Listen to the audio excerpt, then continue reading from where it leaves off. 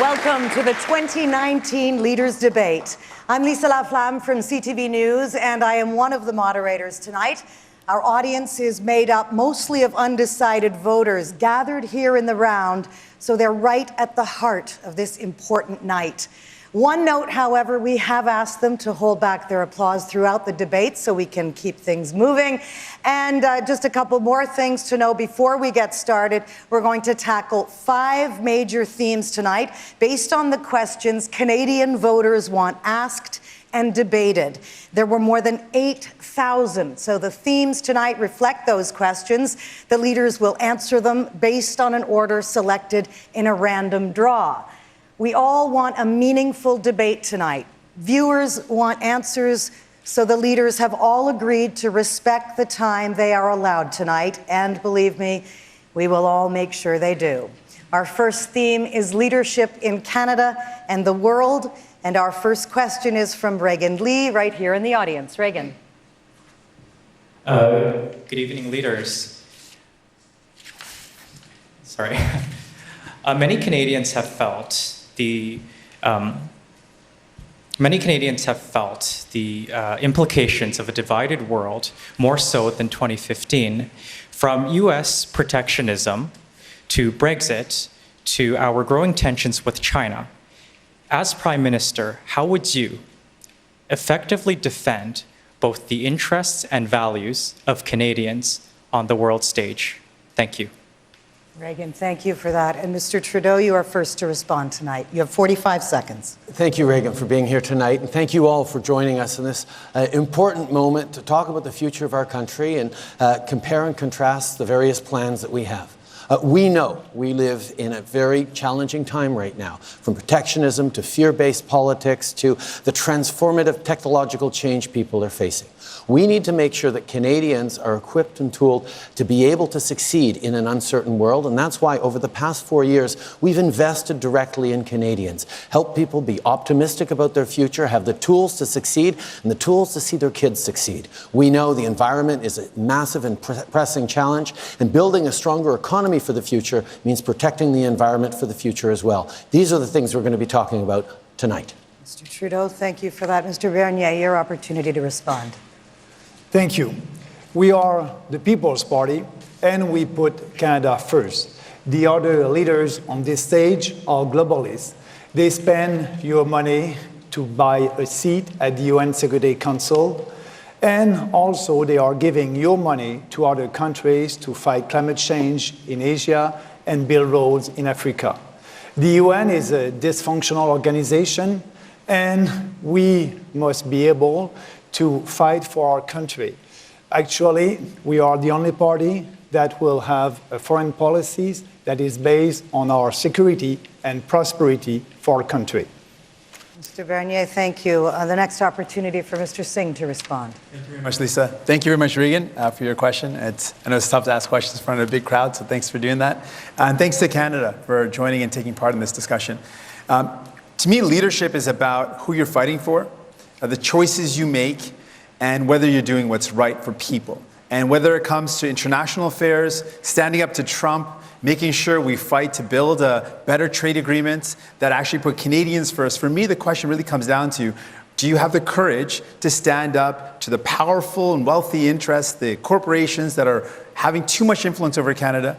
And I've seen so far in Ottawa, whether it's Liberal or Conservative governments, they haven't had the courage to stand up and fight for people. We're different. We're in it for you. I don't work for the rich and powerful. I work for people. Mr. Singh, thank you. Mr. Scheer, your opportunity to respond.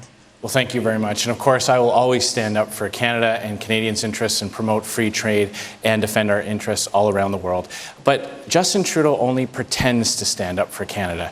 You know, he's very good at pretending things. He can't even remember how many times he put blackface on, because the fact of the matter is he's always wearing a mask. He puts on a reconciliation mask and then fires the Attorney General, the first one of Indigenous background. He puts on a feminist mask and then fires 2 strong female MPs for not going along with his corruption. He puts on a middle-class mask and then raises taxes on middle-class Canadians. Mr. Trudeau, you are a phony and you are a fraud and you do not deserve to govern this country. There will be an opportunity later during the open debate to defend each other. First of all, Ms. May, if you'd like to answer Regan's question. I would actually like to answer Regan's question in contrast to what we just heard, but I want to start by acknowledging that we're on the traditional territory of the Algonquin peoples, and to them, miigwech. Canada's role in the world is an enviable one. We have a historic reputation for being an honest broker, for being a country that stands up for multilateralism. We have a commitment as a nation to meet the Sustainable Development Goals, which means our future as a world is built on ending poverty and encouraging the education of women and girls. That's a cornerstone. On top of that, we really need to renegotiate the World Trade Organization and make it an organization that promotes climate action. We need a World Trade and Climate Organization. We need to support the rule of law and human rights around the world because we are world leaders. Ms. May, thank you. Again, the question, how would you as Prime Minister protect Canadian interests and values on this changing world stage? Mr. Blanchette. Prime Minister is a bit unlikely. However, first, good evening, everybody, and thank you for having me on behalf of the Bloc Québécois. Having leadership or showing leadership sometimes mean not making mistakes. And arresting the chief financial officer of Huawei might have been a big mistake, for which farmers growing soya or those doing pork or beef might have paid the price. When you're facing a powerful foe like China, you don't try to show biceps if you have only tiny biceps. And this is something that has to be learned. And we would support somebody with real leadership, not making mistakes. Mr. Blanchette, thank you for that. Continuing with our theme, leadership in Canada and the world, it's now my opportunity to ask a question on behalf of Canadians, again, to a leader chosen by a random draw. So this question is for People's Party leader Maxime Bernier. Every other leader will then have the opportunity to debate him. But Mr. Bernier, you like to tweet, so let me read some of your tweets back to you. You called diversity in Canada a cult and extreme multiculturalism. You've used the words ghetto and tribes to describe newcomers whom you say bring distrust and potential violence. On Greta Thunberg, the 16-year-old climate change activist, you've called her, quote, clearly mentally unstable. Are these the words of someone with the character and integrity to lead all Canadians and represent us on the world stage? First of all, thanks for the question. You must tell the truth to Canadians if you want to be the leader of this country. And what I'm saying about extreme multiculturalism, it is not the way to build this country. Yes, this country is a diverse country, and we must be proud of that. But we don't need a legislation like the Multiculturalism Act to tell us who we are. We are a diverse country, and we are proud of that. What I'm saying, because it's in line with the immigration, I'm saying that we must have fewer immigrants in this country to be sure for these people to participate in our society. So it is a great country, but it's time to have a discussion about the immigration. We don't want our country to be like other countries in Europe where they have a huge difficulty to integrate their immigrants. And I'm a proud Canadian, and that's why I love this country, and I'm the only leader on this stage who wants to have a discussion about the level of immigration. So we're definitely going to have a lively debate tonight, because now it is Mr. Singh's opportunity to debate Mr. Bernier on that very question, the temperament required for a good leader. I mean, Mr. Bernier, after hearing what was just said, you could have just said, hey, man, I messed up. Because those are pretty horrible tweets that you made. And really, for me, I mean, it should come as no surprise to you. I believe a leader is not someone who tries to divide people or to pit people against each other. A true leader is someone who tries to find bridges, bringing people together. That's what a leader does. And a leader works for the people who need help, not helping those at the very top, which we've seen with governments in Ottawa for far too long. They've been working to make life easier for the multi-billionaires. They get massive corporate tax cuts. Billions of dollars go towards them. We see offshore tax havens continue. This is not the way to build a country. The way to build the future is to help Canadians with your policies. You won't be able to help Canadians with your socialist policies.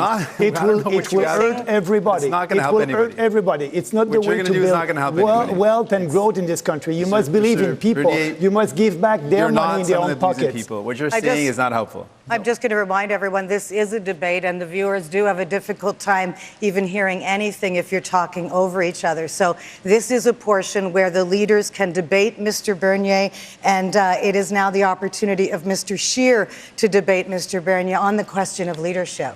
Well, what Mr. Bernier fails to understand is that you can absolutely be proud of Canada's history. You can be proud of our identity. You can be proud of the things we've done and accomplished in the world, while at the same time welcoming people from all around the world. And that is something that has made Canada strong. People come to Canada because of our freedom to be Absolutely, who we want, Andrew. to You're be, right. You're right. to And that's believe why what we I want people to come to share our values, our Canadian values. But, you know, equality before the law, equality between men and women, the separation Mr. of Bernier, states and the religion. You so have that's changed. important. You have changed from someone who used to believe, like they did in the past. in an immigration we'll let system. Mr. Scheer You ask have you the gone question. from someone who used to believe in an immigration system that was fair, orderly, and compassionate, and now you are making your policy based on trying to get likes and retweets from the darkest parts of Twitter. We can be a country that celebrates the contribution from people from all around the world. I want to celebrate what unites us. I don't want to celebrate every time our diversity. You can do that we need to celebrate our history. We need to celebrate who we are, and we're not doing that. That is the difference between Mr. Bernier and myself on this issue. We believe in making Canada stronger by welcoming people,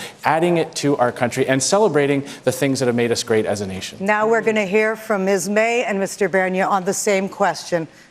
I understand the question, Lisa. It was also about the characteristics of leadership. So let me just say up front, I think leadership is service. I think the things that make a good prime minister is recognizing that we're public servants. We haven't won some kind of lotto. We don't get to lord it over everybody. We're here as your employee, and we want to work. And I had a little quibble with our introduction tonight saying, who will get invited back?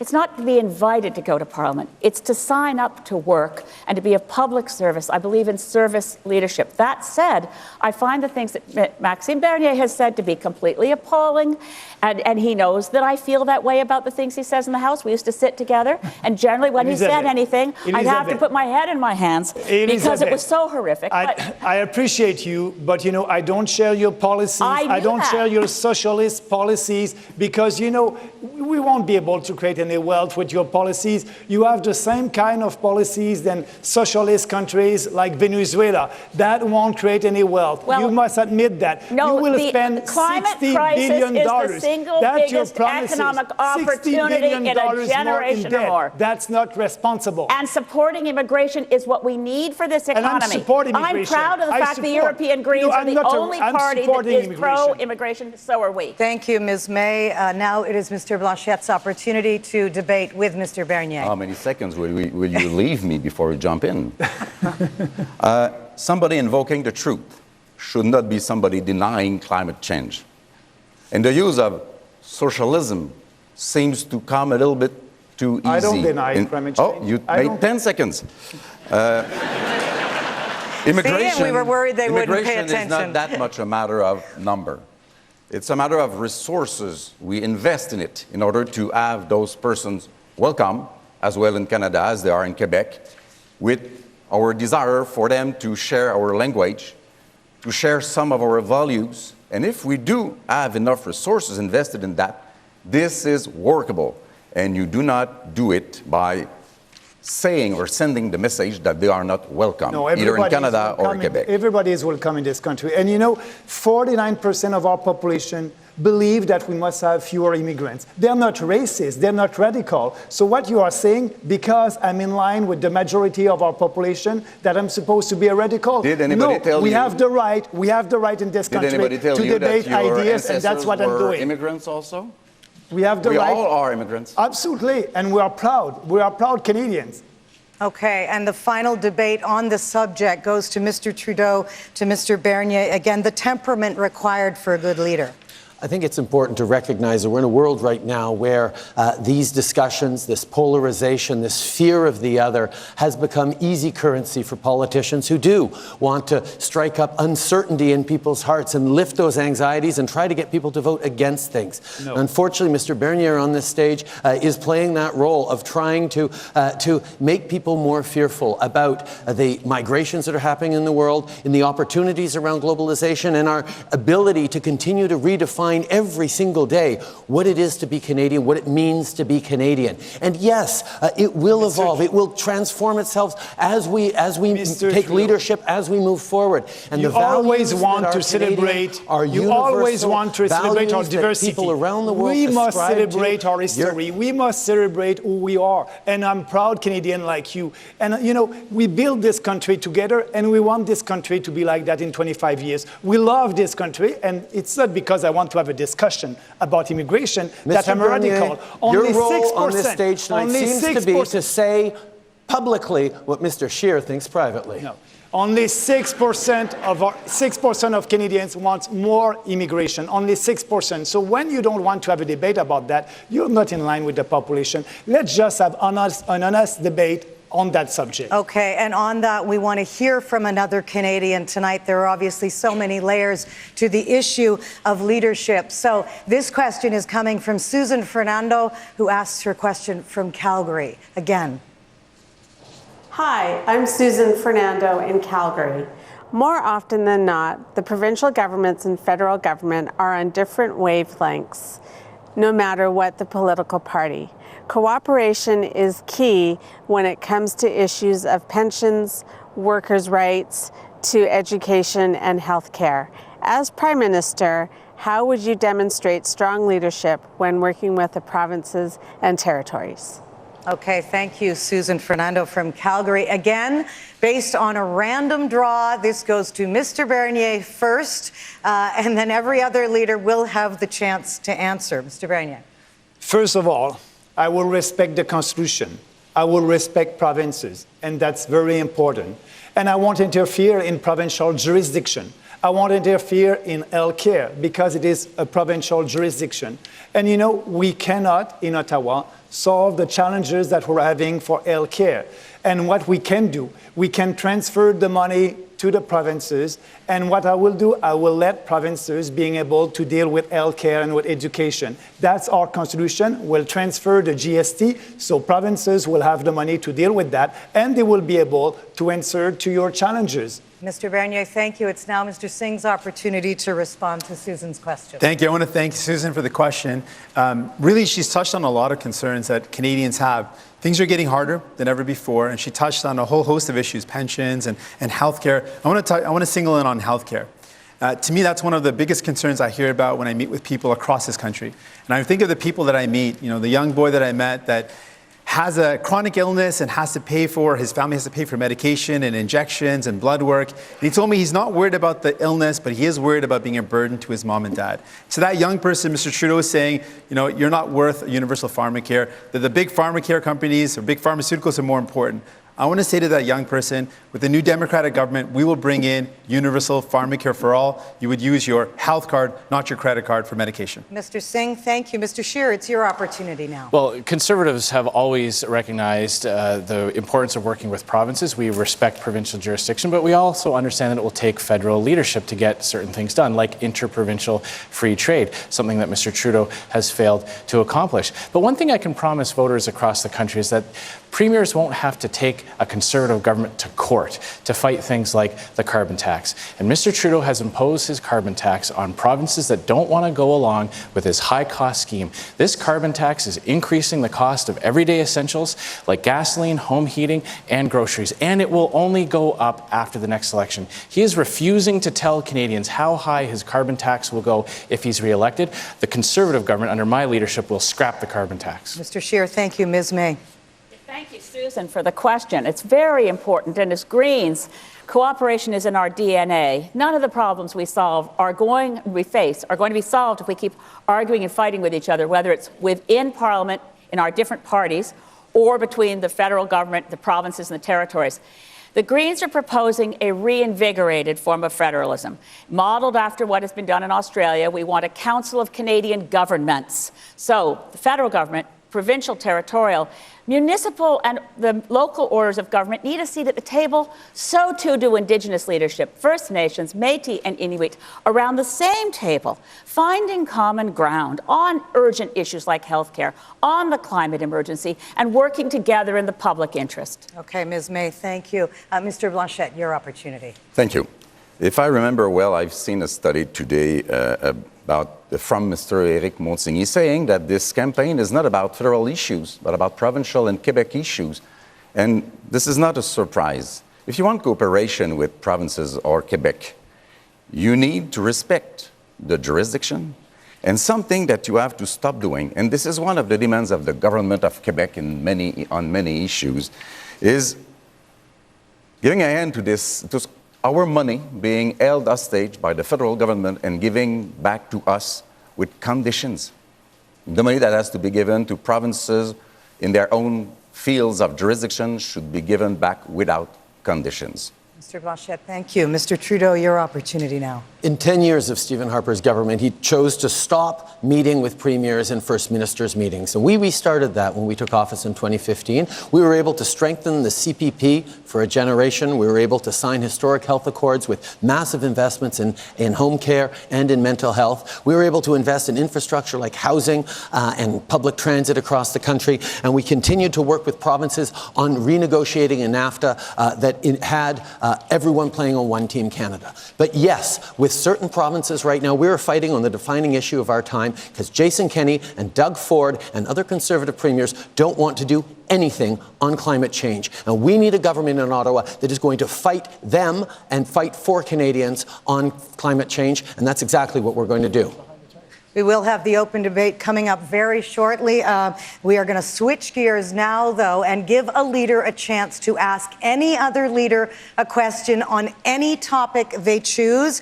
Again, the order of this was chosen by random draw. The first leader this time is NDP leader Jagmeet Singh. Mr. Singh, you have 30 seconds. Thank you. My question is to Mr. Trudeau. You know, you talk often about how Conservatives cut taxes for the wealthy and cut education and healthcare and other services. I agree with you, and I've heard you say this often. So my question is, you criticize Mr. Harper on his climate targets, but you failed to achieve them. You criticize Mr. Harper on the fact that he cut healthcare funding, and you also cut them. You criticize Mr. Harper and Conservatives on giving billions to billionaires and corporations, but you gave $14 billion more. My question is this. Why do you keep letting down the people that voted for you? First thing we did was cut taxes for the middle class and raise them for the wealthiest 1%. And on climate change, after 10 years of Stephen Harper doing nothing, in just 4 years, we've reached 3/4 of the way to our 2030 targets, which we will meet and surpass. But we know that's not enough. We're going to continue to do more, like planting 2 billion trees, like moving forward on giving money upfront so people can retrofit their homes, on making Canada net zero by 2050. We know how important it is to move forward. And right now, Mr. Scheer has promised that the first thing he would only real plan to fight climate change that Canada has ever had. These are the things we're going to be moving forward on because Canadians expect us to. We lifted 900,000 people out of poverty with our investments in families, with the Canada Child Benefit, and things that actually, Mr. Scheer and Mr. Singh, the NDP voted against. We will continue to invest in families because it's creating jobs and helping people out of poverty because that's what Canadians expect, and that's what we will continue to do. Now the leaders have an opportunity to have the open debate on this question. It's for 4 minutes. Mr. Singh, you may begin. Thank you. I just wanted to say, I mean, we look at the track record of this government, and in reality, Statistics Canada points out in 2017, the wealthiest actually paid less in tax and gained more in wealth. And when we look at one of the biggest problems that we're faced with as a country is offshore tax havens. Now, not only did your finance minister use offshore tax havens, but also the president of the Treasury Board. She also used offshore tax havens. So how can you tell Canadians we don't have the money to fund things like universal pharmacare when your top 2 cabinet ministers don't pay their fair share? Mr. Scheer, you might remember that, Mr. Singh, you might remember that summer I'm very different from Mr. Scheer. You got it. I mean, you look so alike, it's really difficult for me. There's nothing in common here, man. We had a huge fight with the wealthiest Canadians and the Conservatives when we closed tax loopholes that Mr. Scheer is going to reopen and give tax breaks worth $50,000 to the wealthiest Canadians. We're going to keep moving forward in a way that invests in Canadians. Mr. Trudeau, we'll give Mr. Scheer an opportunity to respond. You called small business owners tax cheats. You called entrepreneurs who have created jobs and opportunities in our society tax sheets, all the while protecting your trust fund and those of your billionaire friends. What we are doing is lowering taxes for all Canadians. We've got a universal tax cut that will lower the first bracket, that will save $850 for the average income couple. We are going to bring in tax credits for kids' sports. Yes, for sure. What they are doing, they are spending, and tax cuts are not everybody spending. here on the Tax cuts are stage, leaving everybody money here in on the the pockets of stage Canadians. are spending more money. And you cannot create wealth when the government is spending money. You must have the right policies for the entrepreneur, actually. We want the private sector to be able to invest. The private sector will That's why create we're wealth. going to undo his No, tax hikes. you won't balance the budget. Nobody will balance the budget. His tax hikes. I cannot Ms. May, you'd like the opportunity. At the beginning of this segment, Mr. Singh pointed out that Mr. Trudeau had not changed the climate targets from those of Mr. Harper. It needs to be said very clearly, and I'm so disappointed because I believed the Liberals in 2015 that they would go with science-based, evidence-based policies. But the target that Mr. Trudeau is saying he will hit by 2030 is a target for losing the fight against climate change because it ignores the science, it ignores the IPCC advice. On this stage tonight, the Green Party is the only party with a plan, Mission Possible, that will actually protect us. A plan that will destroy the economy. A plan that will destroy the economy. You know that's not true. It is true. true. That's not true. Yours is 38% below 2005. Our plan is to stay in line with science. Our plan is this. Which science did you find that Our plan is in line target? with the IPCC report, Yes. and it's to keep warming within 1.5 degrees, which you love to say, and it's very important, and I agree with you. I love to say it. You do, which is very important, and it's a very important thing. Because it's about our children's survival, here's the which I thing. love to protect. To take on the climate crisis that we're in, it's going to require the courage to fight big polluters. It's going to take the courage to stand up to the massive lobbyists that Mr. Trudeau has caved into, and the reason why we continue to pay subsidies to the fossil fuel sector. We would immediately end those subsidies if formed. The experts are agreed that what a climate plan needs to do is to be ambitious and doable. And of the plans that are forward here on this stage, there is only one plan that the experts has qualified as both ambitious and doable, and that is the plan that we have begun to put in place over the past 4 years. Last word. Mr. Trudeau's plan is failing. It is making everything more expensive for hardworking Canadians, and he has granted a massive exemption to the country's largest emitters. That's not true, Our plan takes the climate change fight global, recognizing that Canada can do more to fight climate change by exporting our clean technology and helping other countries lower their emissions. And that concludes, that is all the time we have for the open debate. That concludes this segment. You had an opportunity, you got to jump right in. So thank you all very much for the conclusion of that segment. Hello, I'm Althea Raj from HuffPost Canada, and the theme of this segment is polarization, human rights, and immigration. And we'll begin with my question to NDP leader Jagmeet Singh. Mr. Singh, I want to ask you about Bill 21. Your campaign is about courage, but you have not shown the courage to fight Quebec's discriminatory law. It bars individuals who, like yourself, wear religious symbols from some provincial employment. If you were Prime Minister, would you stand back and allow another province to discriminate against its citizens? Aren't you, and frankly, the other leaders on the stage, putting your own party's interests in Quebec ahead of your principles and the equality rights of all citizens? You have a minute to answer. Sure. It's probably pretty obvious to folks that I am obviously against Bill 21. It is something that hurts me, makes me feel sad. I think about all the times I grew up being told that I couldn't do things because of the way I looked. And I think about all the people in Canada that grow up being told they can't achieve more because of their identity or who they are. And I think about the people in Quebec right now that are being told just because they wear a hijab that they can't be a teacher, or if they wear a yarmulke, they can't be a judge. And that's hurtful and it's wrong. And it probably comes as no surprise that I'm opposed to laws that divide people. And what I do every single day when I go to Quebec is I say, hey, I'm here. I'm someone that believes in fighting the climate crisis. I'm someone that believes in firmly and unequivocally the rights of women, the right of women to choose and to build more access to abortion services. I believe firmly in making sure we tackle the powerful corporations that are influencing government and that are not allowing, that are challenging our ability to ensure that we build services that lift up people. I'm doing that every single day. Thank you. Mr. Scheer, you and Mr. Singh may debate this question. Well, Mr. Singh, I just want to start off by congratulating you on the way that you have handled so many issues around race and identity. As someone who has been the victim of these types of racist acts in the past, I certainly believe you have handled it with a lot of class, especially as it relates to some of the scandals that have come out during this campaign. I believe it's very important for people to understand that while we will not intervene in this court case as a Conservative government, we do recognize, and the Conservative Party always stands for freedom and equality and individual liberty, and we will make sure that this does, we will not pursue this type of bill at the federal level. I want to just touch on one of the themes of this discussion is polarization.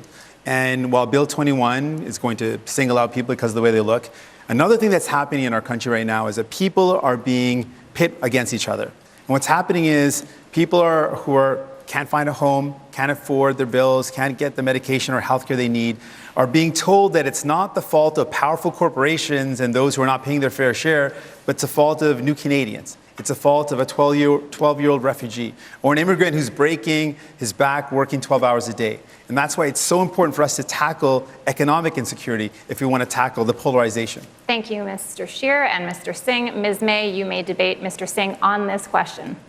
Yeah, I want to also echo Andrew's comments, because I think that Jagmeet has done, as we all have done through this rather strange period of an election campaign, confronting issues of privilege. And anyone with white skin has privilege. But when we look at Bill 21 in Quebec, I think it challenges all of us. Like the NDP, the Green Party opposes Bill 21. And then we're left with the question of what is the best way for a federal government to protect human rights within Quebec. Quebecers are fighting this out within Quebec.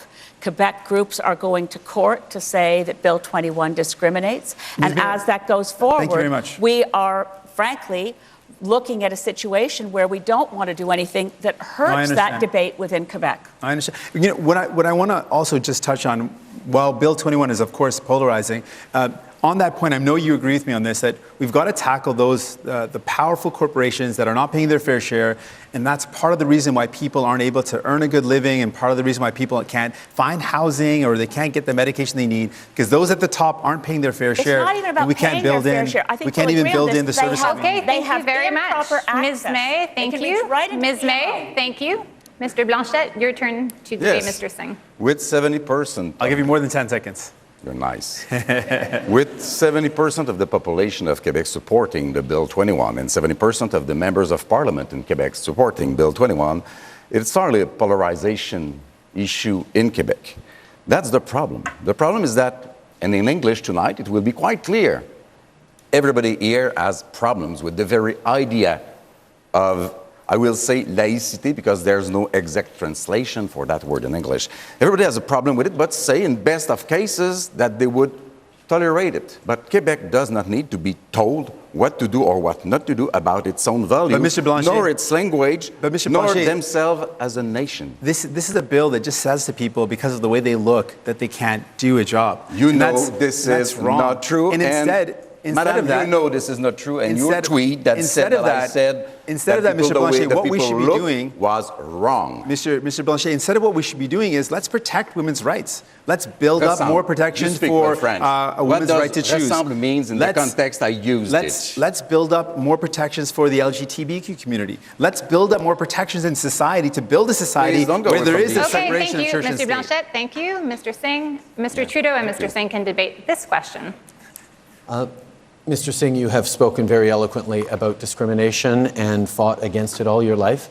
And that's why it's so surprising to have heard you say, like every other leader on the stage, that a federal government under you would not intervene in the question of Bill 21 in Quebec. It's a question where, yes, it's awkward politically because, as Mr. Blanchette says, it is very popular. But I am the only one on the stage who has said, yes, a federal government might have to intervene on this because the federal government needs to protect minority rights, needs to protect language rights, needs to protect women's rights, and needs to do that right across the country. You didn't say that you would possibly intervene. You didn't even leave the door open, and that's not leadership. Let's be honest for a second here. Every single day of my life is fighting a bill like Bill 21. So why every won't single you day of fight my it life if you form government? Every single day of my life is challenging people who think that you can't do things because of the way you look. Every single day of my life, I channel the frustrations of people who feel that as well, that many people across our country who are told that they can't achieve what they want because of how they look. So why I'm not running to become act Prime on Minister your of this country, convictions and I'm going to and Quebec leave the and telling door people, open I want to be to your Prime challenging Minister. it? Okay, thank you, Mr. Trudeau. Mr. Singh, Monsieur Bernier, your chance to go head-to-head with Mr. Singh. Yes, about the Bill 21, we must respect the Constitution. And we won't interfere at the federal level. That's the decision from the provincial government. And that's what we must do. But also, Mr. Singh, you said that you didn't want me to be here on the stage to have a discussion with you. So you're for diversity. But what about diversity of opinion?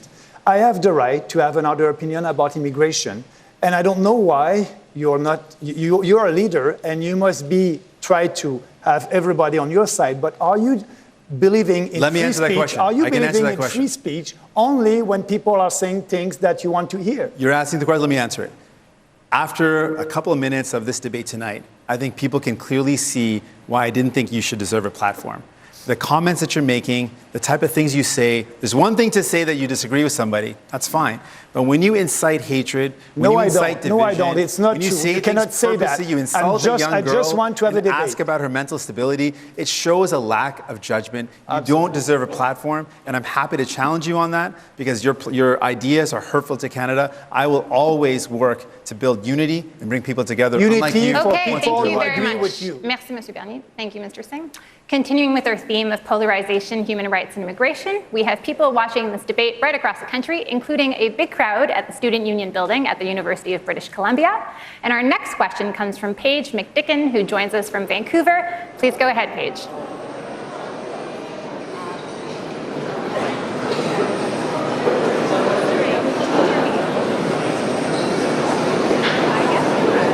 Hi, good evening. Hi, good evening. My name is Paige McDicken, and I'm here tonight at UBC, but I live in Coldstream, British Columbia. My question is along the lines of polarization, and to me, Canada feels more divided than ever before. If diversity is our strength, but division is weakness, how will your leadership seek to provide a unified vision for Canada? And how will you ensure that all voices across the political spectrum are heard and considered? Thank you. Mr. Singh, you may begin. You have 40 seconds. Sure. Paige, thank you so much for the question. I appreciate getting a chance to chat with you, and thanks for tuning in. When you talk about the divisions that we have in our country, there are a lot of divisions, and they're growing. And I point to a lot of reasons for it. There's radicalization, there's hateful discourse, there's a climate which allows people to be emboldened. But the other reason why people are being exploited into hating one another is because they're worried about the future. There's a lot of people that can't get the basic things that they need, like housing, like the healthcare they need. And it's really the neglect of federal governments that have brought us to this position. And I think the way we tackle a lot of the polarization is making sure people get the basic things they need, like housing, healthcare. Thank you very much, Mr. And a good job. Mr. Scheer, your turn. Well, it's very important that we understand why Canada is a country of such diversity. And it is because people come from all over the world to take refuge here, to build a better life here. It is because of our freedom.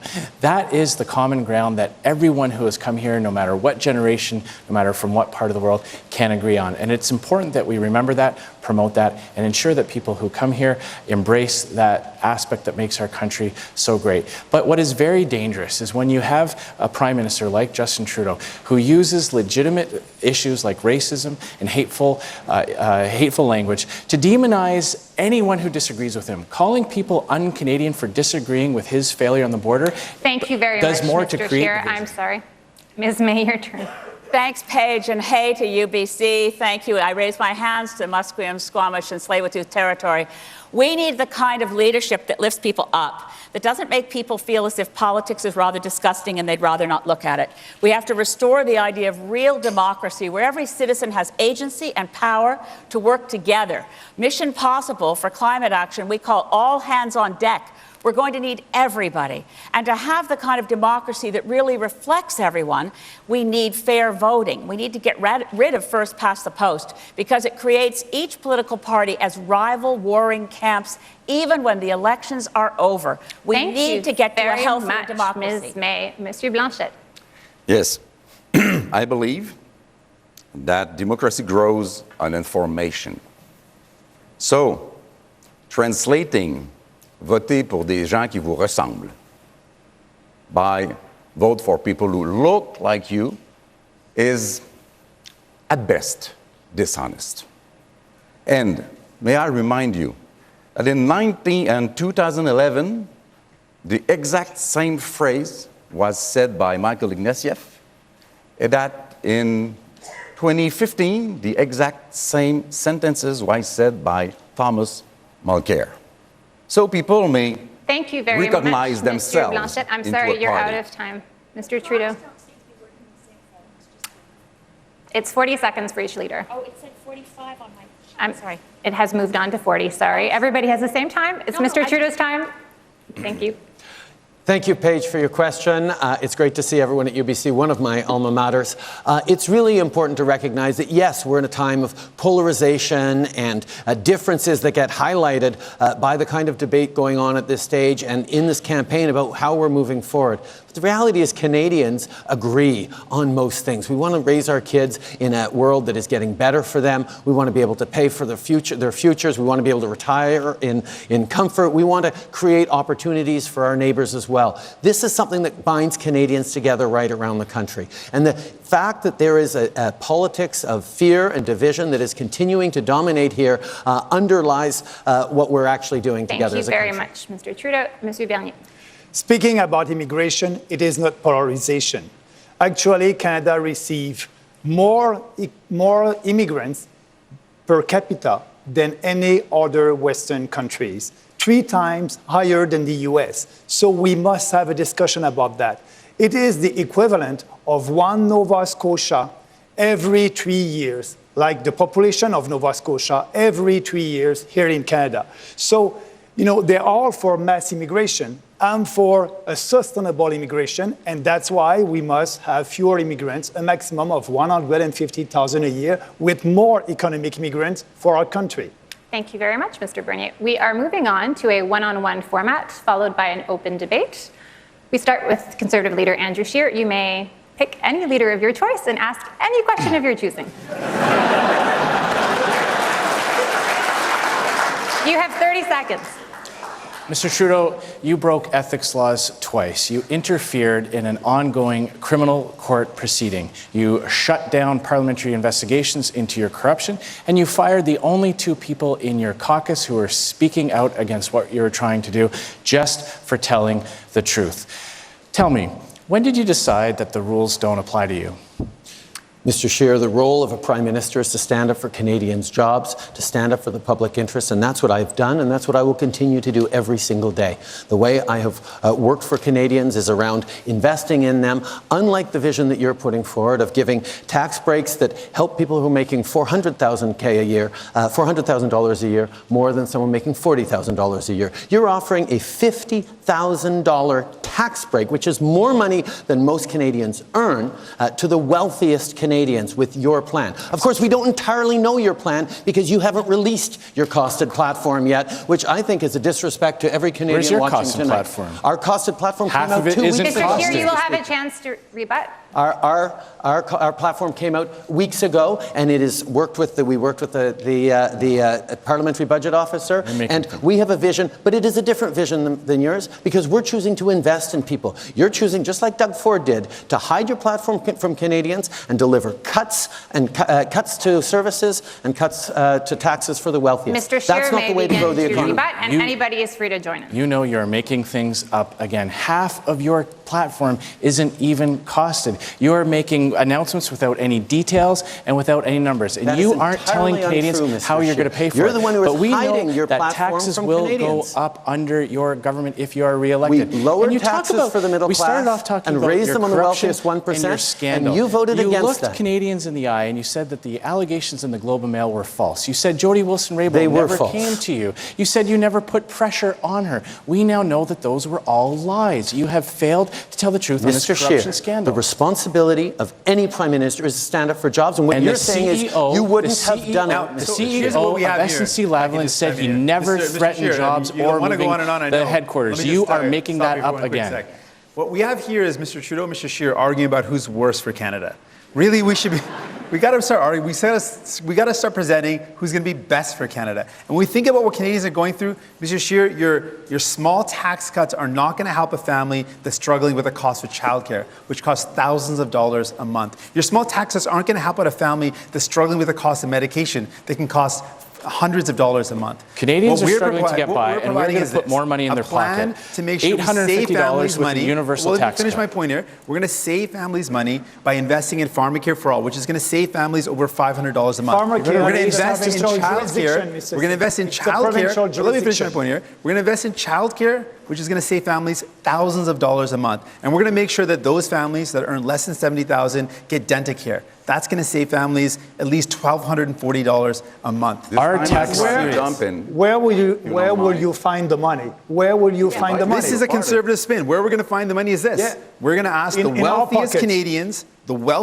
those who have wealth of over $20 million, those who have fortunes of over $20 million, we're going to ask them to pay a little bit more. Yes, we think they should. That's only going to apply to a small number of families. You know we're going to make sure they do it. What's fascinating about that proposal, because we have the same proposal in our budget.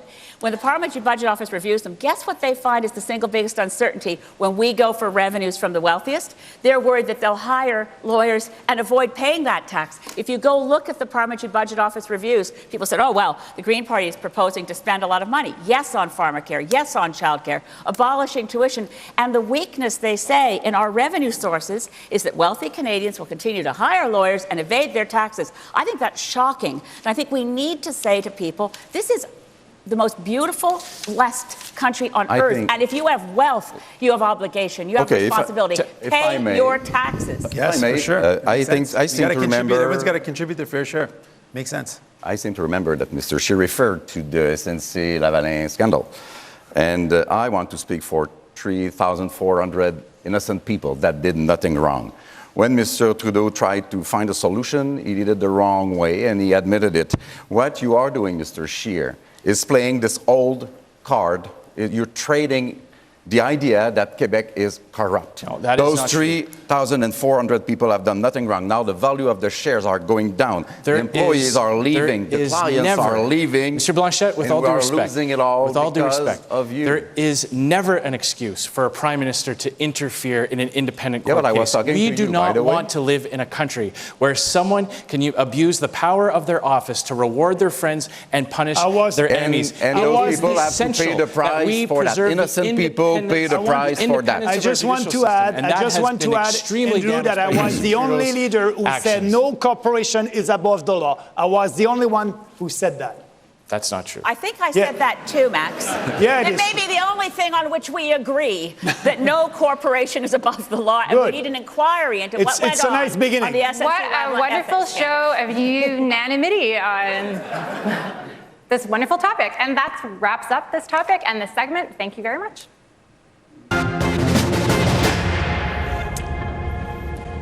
I'm Susan Delacourt from the Toronto Star. Welcome, leaders. I'm moderator for the next theme, which will be Indigenous issues.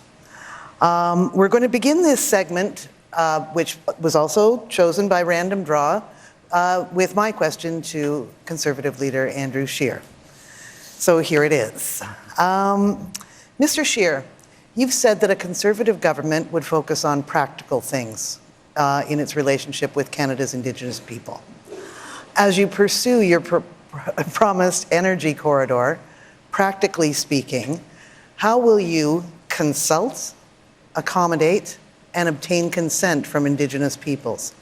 And what will you do when your plans come into conflict with Indigenous rights and interests? Well, thank you very much for the question. And as someone who has 12 First Nations reserves in his riding, I understand the importance of balancing treaty rights and also the ability for Indigenous Canadians to participate in the economy. And that really is the key.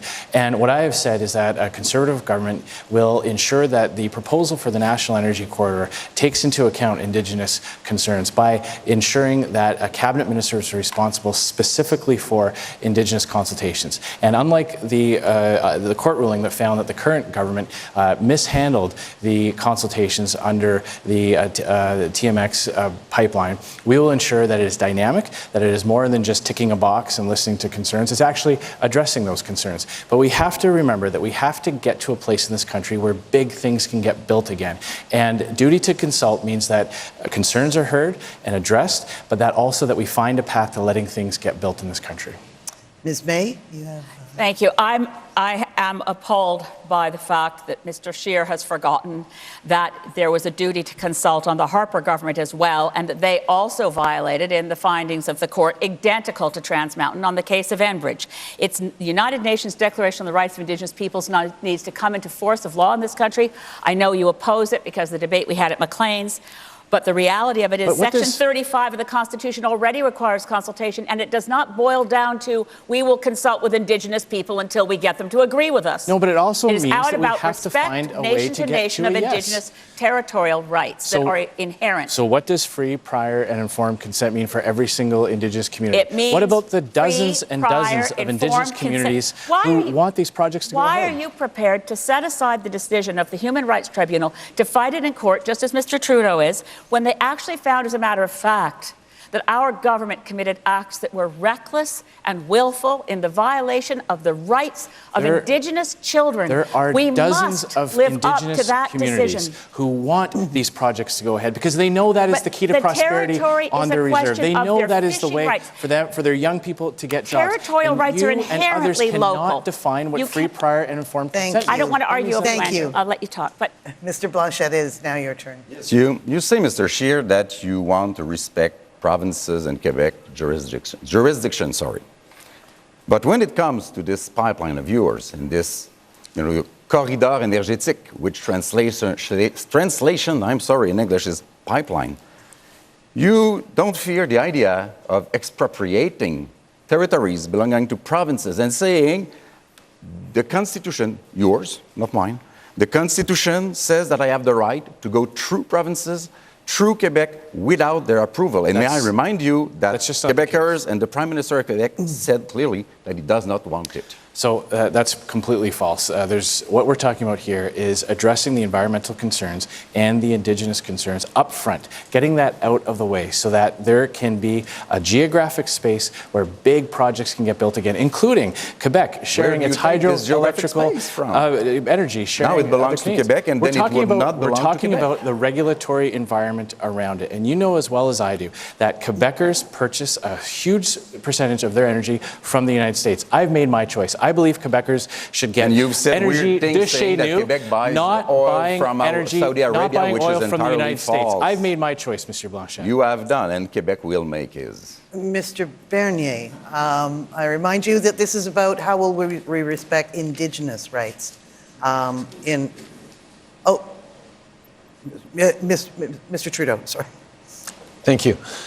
We all remember 10 years of Stephen Harper, who did not respect Indigenous rights, did not respect Indigenous peoples. And Mr. Scheer, you're putting forward exactly the same plan that didn't just fail Indigenous peoples, didn't just fail Indigenous communities and their kids, but they also failed to get important energy projects built. We need to keep moving forward in a way that respects Indigenous peoples, respects that there's going to be a range of views, but is grounded in the UN Declaration on the Rights of Indigenous Peoples that you have consistently blocked through your party's actions. That is not respect for Indigenous peoples. Perry Bellegarde, the Grand Chief of the head of the Assembly of First Nations, has said that no government has done more for Indigenous peoples than this government, and he's one of your constituents, Mr. Scheer. That's right. He comes from Little Black in my riding. Talk to you. He's got my phone number. Give you a phone call sometimes. I have nothing to learn from Mr. Trudeau, who fired the first Indigenous Attorney General for doing her job. She said that she would do politics differently, and you fired her when she did. And you want to talk about getting pipelines built? You've canceled 2 pipelines, and the one you bought, you can't build. You've let tens of thousands of people in Alberta and Saskatchewan down, and you have failed to recognize that Indigenous communities are hurt by this as well. I am accepting the fact that I'm going to be attacked for not building pipelines from some and for building pipelines for others. Not getting anything and the done. balance we need to take I think we'll be is doing talking the right about things this more. for the public You're doing interest. nothing. Mr. Bernier. Mr. Scheer, you said that you're ready for building pipelines all across this country by the private sector. But at the same time, you said, Quebecers are ready to buy oil and gas from Canada. I agree with that. I agree that Quebecers know that it's safer to transport oil and gas by pipelines than by trains. But at the same time, the Quebec government said that there's no social acceptability for a pipeline in Quebec. What will be your position on that? Do you think that you'll be able to use the Constitution? Because after consultation, if we don't have any agreement, we must be able to use the Constitution, Section 9210, to be able to build a pipeline. When you do that, the federal government will have the full authority, the full jurisdiction to approve pipeline. But what you're saying, you're for pipelines, but you don't have the courage to use the Constitution to be sure that we'll have pipelines in this country for the unity of our country and the prosperity of our country. That's just not the case at all. I've always said that the federal government must stand up for federal jurisdiction. We respect provincial jurisdiction. And when you've got the best idea, I am convinced that I can get support for this project because you don't Quebecers have the support prefer in Quebec. Canadian You don't have the support energy. in BC. Quebecers know that it's better to take energy from Western Canada than the tanker after tanker of foreign oil coming up the St. Lawrence or oil and gas coming from Donald Trump's economy. I know Quebecers will support this project because it will also allow them to share their hydroelectrical power with other provinces as well. And Mr. Singh. I want to talk about a recent decision.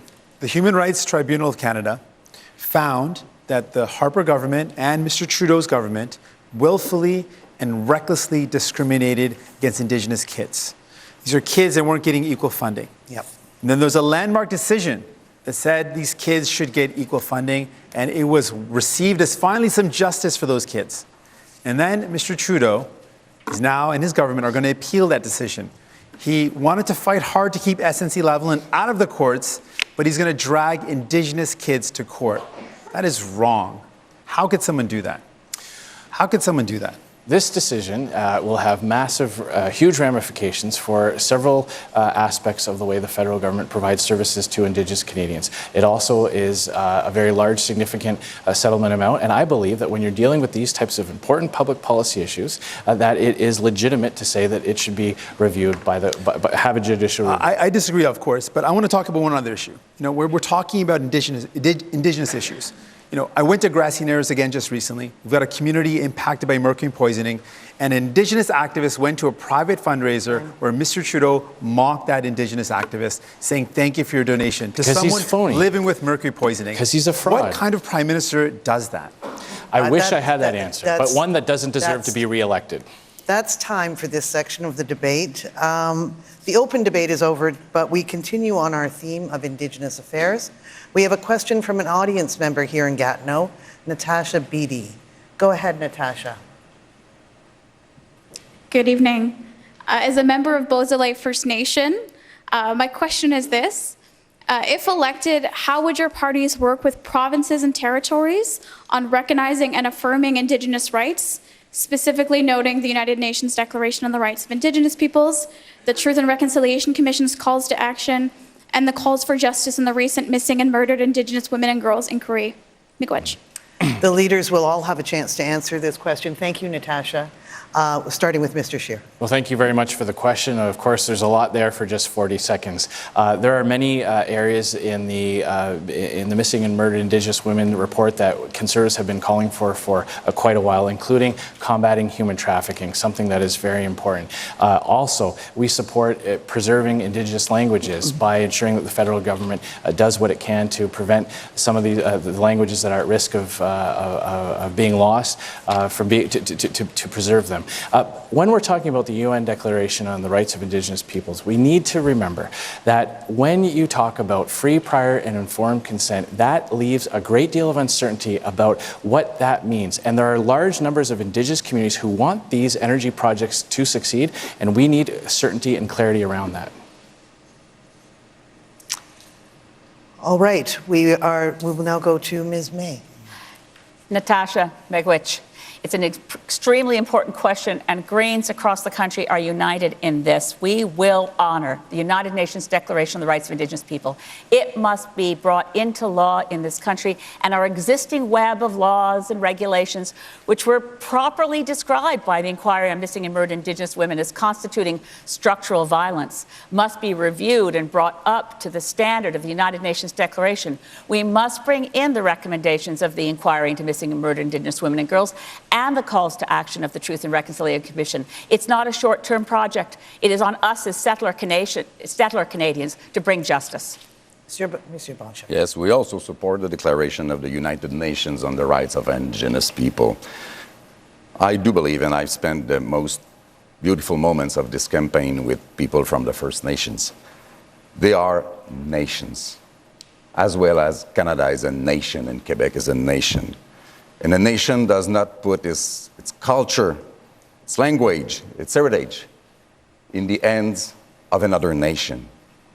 So what they ask for, and they have to ask because we are not, we are no better than they are to represent themselves, is that all those reports and inquiries and declarations bring something real and respectful for them. Mr. Trudeau. Thank you, Natasha, for your question. We have moved forward on reconciliation in ways that no previous government has been able to, but I am the first to recognize there is much more to do. We lifted 87 long-term boil water advisories, and we are on track to lifting the 50 more, but we're continuing to invest in communities. On the issue of child and family services, we recognize the tribunal's ruling that says that children need to be compensated, and we will be compensating them. But we've also moved forward to end the tragedies by moving forward on legislation that keeps kids in care in their communities with their language, with their culture. We also want to move forward with Grassy Narrows with the community on a treatment center, and money is not the objection to investing in what they need in that treatment center. Thank you, Ms. Bernier. No other leader is ready to build a new relationship with our First Nation. They all support the status quo. But the system is broken. We still have extreme poverty on reserve. We need a bold reform, and we are the only party that will try to implement property rights on reserve and also establish a new relationship based on self-reliance for these communities. We need to build a new system, working with them, but that's not what they want, because we cannot fix the system right now if we don't do ready for that. Mr. Singh. Thank you so much for your question. Really, it's a matter of respect and dignity. All of the issues that you've raised come down to that basic question of respect and dignity. And one of the first things we would do, we wouldn't take Indigenous kids to court and challenge a decision that says they were willfully and recklessly discriminated against. We wouldn't do that. We would immediately address issues of justice. That means implementing all the recommendations from the reports that are so powerful and have a guideline towards solving the problems. We'd make sure there's clean drinking water. I don't accept any excuses why we can't in 2019. We'd make sure that we implement clean housing, good quality housing, and education and welfare services. We can do these things. Thank you. So now we have time for another leader-to-leader debate on any topic. Leading this one off will be Green Party leader Elizabeth May. Elizabeth May, you have, I believe, 1 minute. Thank you, Susan. And my question is to Justin Trudeau. Picking up from this very fractured discussion on Indigenous issues, but let's face it right now, Indigenous peoples, the Assembly of First Nation are telling us their number one concern is the climate emergency. And we need to focus on real solutions. It's not good enough to have better rhetoric than Mr. Scheer. And with all respect to Mr. Singh, it's not about rhetoric. It's about a target that's grounded in science. And to do that, we need 60% reductions by 2030. Not Mr. Singh's 38, not your 30. Will you, Mr. Trudeau, join with all of us in an inner cabinet cabinet that gets rid of the partisanship and says, after this election, we move to protect our children's future together. Mr. Trudeau, your answer. We recognize that targets are important, and we're going to be surpassing the targets we inherited. But targets are not a plan. We have a real plan that has delivered over the past 4 years by on our way to banning single-use plastics, on putting a price on pollution right across the country in a way that returns money to Canadians, that actually makes, unlike what Mr. Scheer is saying, most Canadians better off, 80% of Canadians better off with a price on pollution than they will be when he rips up our climate change if he were to form government after this election. We will continue to do the things that need to be done and bring Canadians along with it. Our plan is realistic and ambitious and doable, and that is what Canadians need, because the danger of not acting on the environment is tremendous. The danger of not having a plan for our future, either the environment or the economy, is going to be borne by our kids. Ms. May, you may now begin open debate. There is 3 minutes and 45 seconds. The science is clear. Your target is a commitment to failure. That's why it's so doable and achievable, because it doesn't do what the IPCC says we must do. We must go off fossil fuels as quickly as possible. And you bought a pipeline. You can't be a climate leader and spend $10 to $13 billion more on a project that by itself blows through our carbon budget. Okay. We have to actually a slogan this. is not a plan. No, we have a plan. A slogan is not a plan. It is an unrealizable plan. Canadians need that action that is going to actually make us better, fight climate change, protect the environment, and build a stronger economy for our kids. That's what we have done more over the past 4 years than any government in the history of Canada, and there is much more to do. There is much more to do. No one remembers Paul Martin's plan in 2005. It was better. But the reality is, if you have over the past 4 years, we delivered on it. If you have a fire in a 4-story building, getting a 1-story ladder doesn't do it. That is completely false. And just because you say something over and over and over again doesn't make it true. There's no Canadian that believes that they're going to be better off by paying a carbon tax. You have given a massive exemption to the country's largest polluters, and your plan is already the experts, failing. The parliamentary budget officer points out 80% of Canadians are better off under he had to trust the numbers you gave him. Nobody believes your numbers, Justin, because you do have not want to act on climate change, Mr. Scheer. You're doing nothing. You are reversing the only plan we ever had. You promised to balance your budget this year. Go back. One at a time. But life is getting more expensive. Mr. Singh and then Mr. Bernier. I want to say this directly to Canadians. You do not need to choose between Mr. Delay and Mr. Deny. There is another option. There is another option out there. We are committed to a real plan that's going to take on the biggest polluters. It's going to take on the powerful interests, because that's what we need to do. If we want to build a better future, what is your target? It's going to mean taking on the powerful. That means we're going to have to cut our emissions by more than half. But you need to have a plan that is rooted in a target that saves our kids' future. It means we're going to have to reduce our emissions by more than half. I just want to add, it's important right now. People must know that. We're prepared to do that. People must know that Mr. Scheer and Mr. Trudeau, you're the same on climate change. You want to impose a carbon tax on Canadians, and you want to impose more costly regulation on businesses. I think that's the most offensive thing you've said all night, Max, that we're the same on climate change. You want to impose also a big tax on the big emitters. So you're the same on climate change, and you won't be able to achieve your target. With Mrs. Mapley.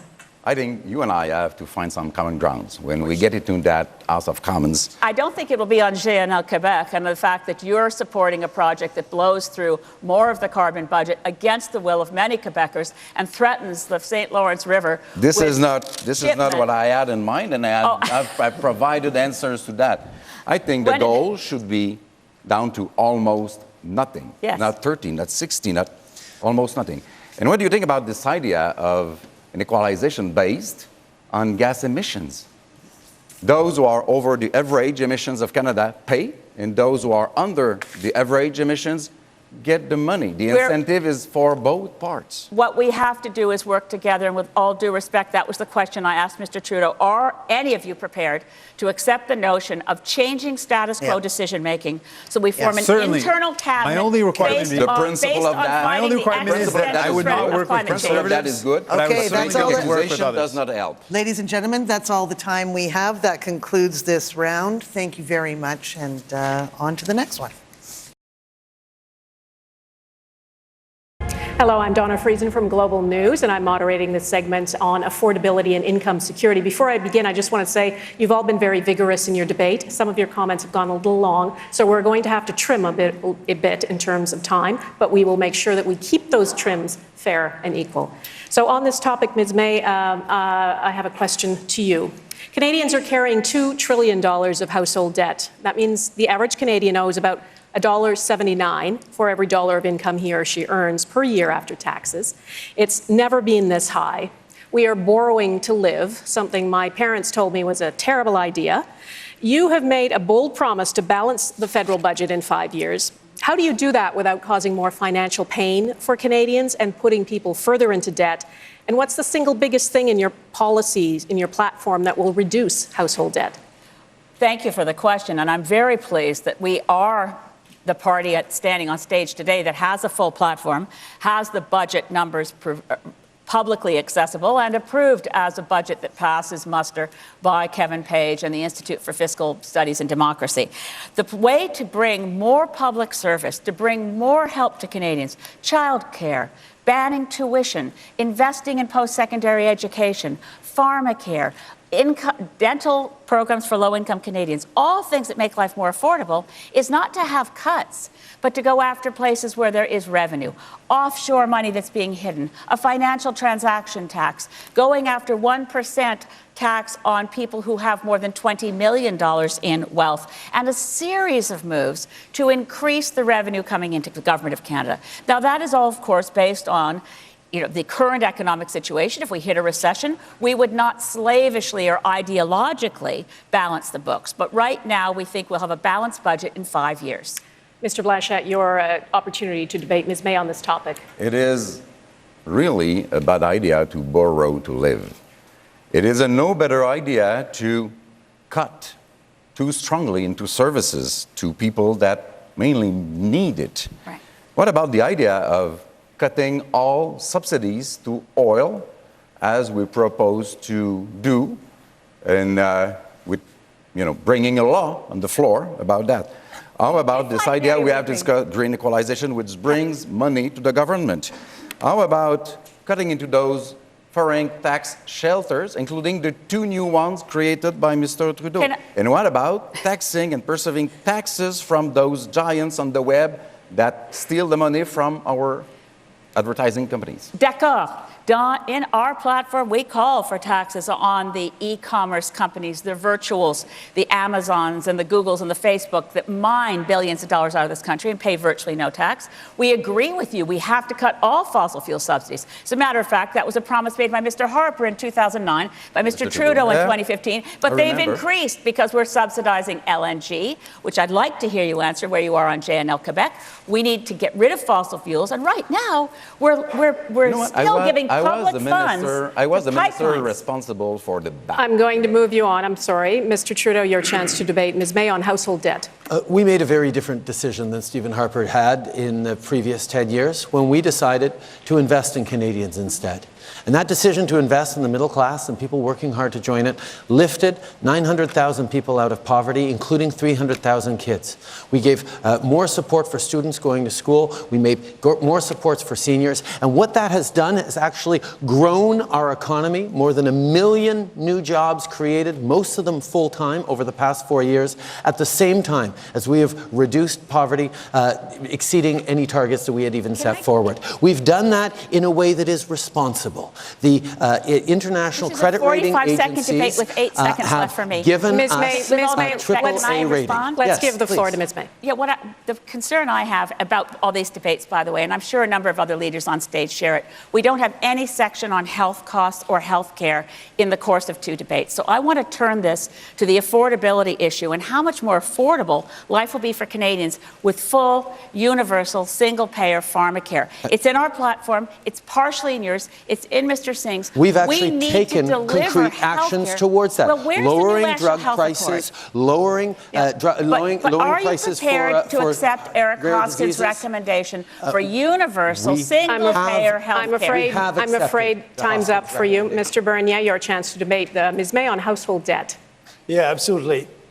Look at your platform, Elizabeth, and you will spend $60 billion.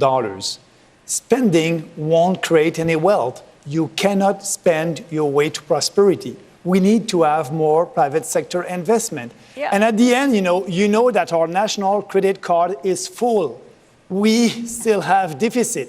And Mr. Trudeau just had $70 billion on our debt, and you'll have another $60 billion on our debt. It is not responsible. Our children will have to pay for that. But you have your famous private sector having got massive tax cuts when you were in Mr. Harper's cabinet, based on being told these were the job creators and it would be great when they got tax cuts. They have not invested in the economy. They're sitting on piles of cash. Mark Carney calls it the dead money. We need to get that money and do public sector infrastructure investments like a national grid that will bring renewable energy from one part of the country to the other. No pipelines, by the way, but we need an electricity grid that serves the needs of every province and every Canadian. Yeah, what I like from you, Elizabeth, you don't want any subsidies to the oil and gas industry, and I don't believe in corporate subsidies also in corporate welfare, so we can agree on that. All right, let's move on to Mr. Singh, your opportunity.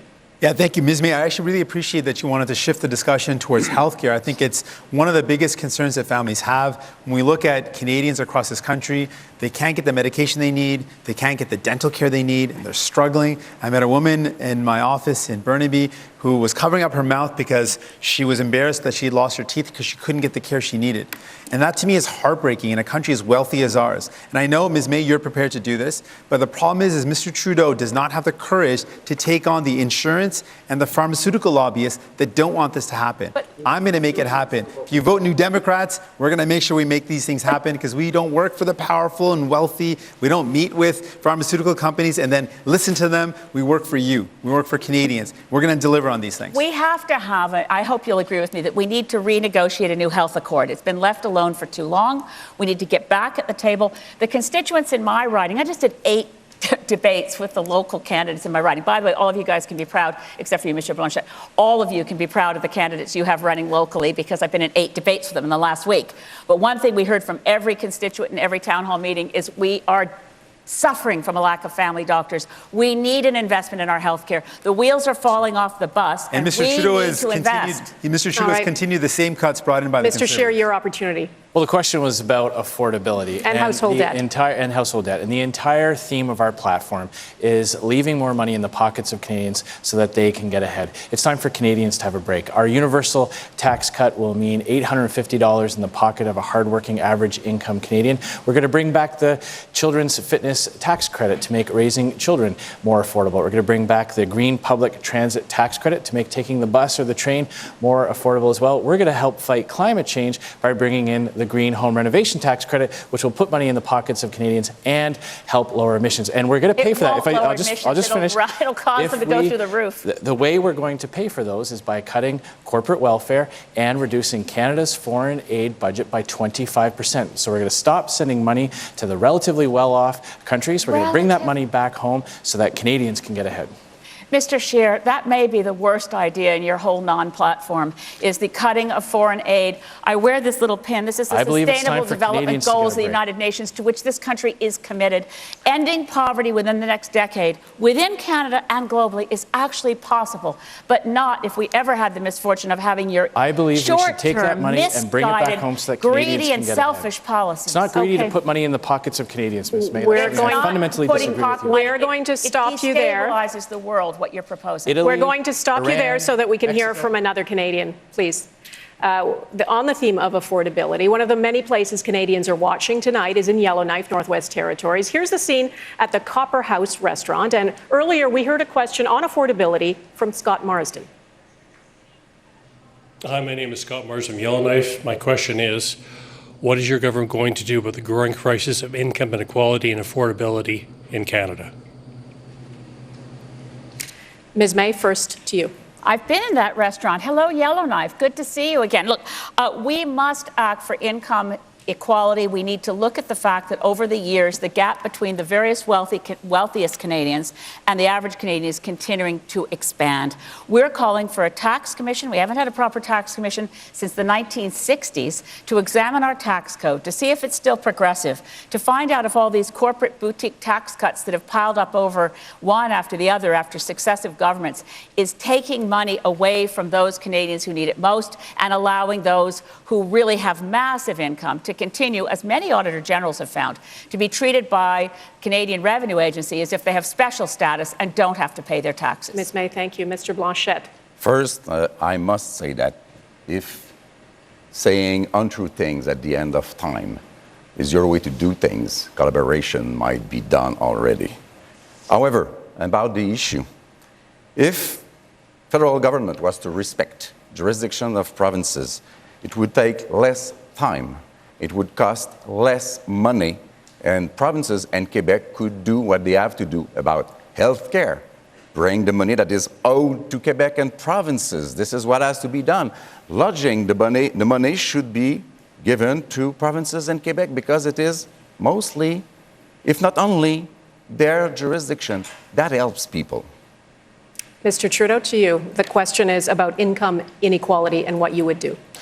We recognize that we need to help people more directly. That's why the first thing we did was lower taxes for the middle class and raise them on the wealthiest 1%. We're moving again forward with a tax break for low and middle income Canadians and nothing for the wealthiest, unlike Mr. Scheer's universal tax credit. We're also moving forward by increasing the Canada Child Benefit, which has lifted hundreds of thousands of families out of poverty by 15% for kids under 1. We're increasing the old age security for seniors over 75. We're making sure that students have an easier time paying back their student debts by not having to pay back until they're making $35,000 a year. We're investing in Canadians. Mr. Trudeau, thank you. Mr. Bernier, your turn. First of all, I think it is important to be able to have a discussion about what is important for Canadians. We are the only party that will balance the budget in 2 years. All the other parties on the stage will spend and spend and spend. That is not a solution. The credit card is full. But we will do that without cutting services. We will cut corporate welfare, all the corporate welfare, $5 billion that we can save there. All these political parties, the only promise that they do everything to get your vote. I promise you to do nothing except balancing the budget, and after that, lower your taxes. That's the only responsible policy. Mr. Bernier, thanks. Mr. Singh, to you. I want to thank Scott for the question. Income inequality is massive. There's also massive wealth inequality. And these are not just esoteric academic discussions. When those at the very top do not pay their fair share, when 87 families in Canada have the combined wealth of 3 provinces, it hurts families. It means we don't have the funds to invest in healthcare. It means we don't have the money to invest in things like dental care. So while Mr. Trudeau likes to talk a nice game, and I admit he says nice words, but what he's done is he's given $14 billion to the richest corporations to buy private jets and limousines in the last fall economic statement. We would instead invest in people, ask the super wealthy to pay their fair share, and invest in programs to relieve the costs on families. Mr. Singh, thank you. Mr. Scheer, your turn on income inequality. Well, actually, Mr. Trudeau has his facts wrong again. Our universal tax cut drastically is much better for middle-income Canadians than his proposal. And he thinks that someone earning $47,000 a year is somehow too rich for a tax cut. I disagree. We also recognize that you don't need to tear some people down to lift others up. Justin Trudeau's attack on small businesses, threatening them, making it harder for them to grow and expand and offer the types of opportunities that lead to the jobs that have much higher income earnings, was precisely part of the problem over the last 4 years, all the while protecting people who have inherited trust funds. We will take a different approach. We will ensure that our entrepreneurs have the support they need to grow and succeed. Mr. Scheer, thank you. We're going to move on now. I have a question for the Bloc Québécois leader, Yves-François Blanchet, after which each one of the leaders will have a chance to debate him one-on-one. Mr. Blanchet, Quebec is one of 5 provinces to receive federal equalization payments in 2019.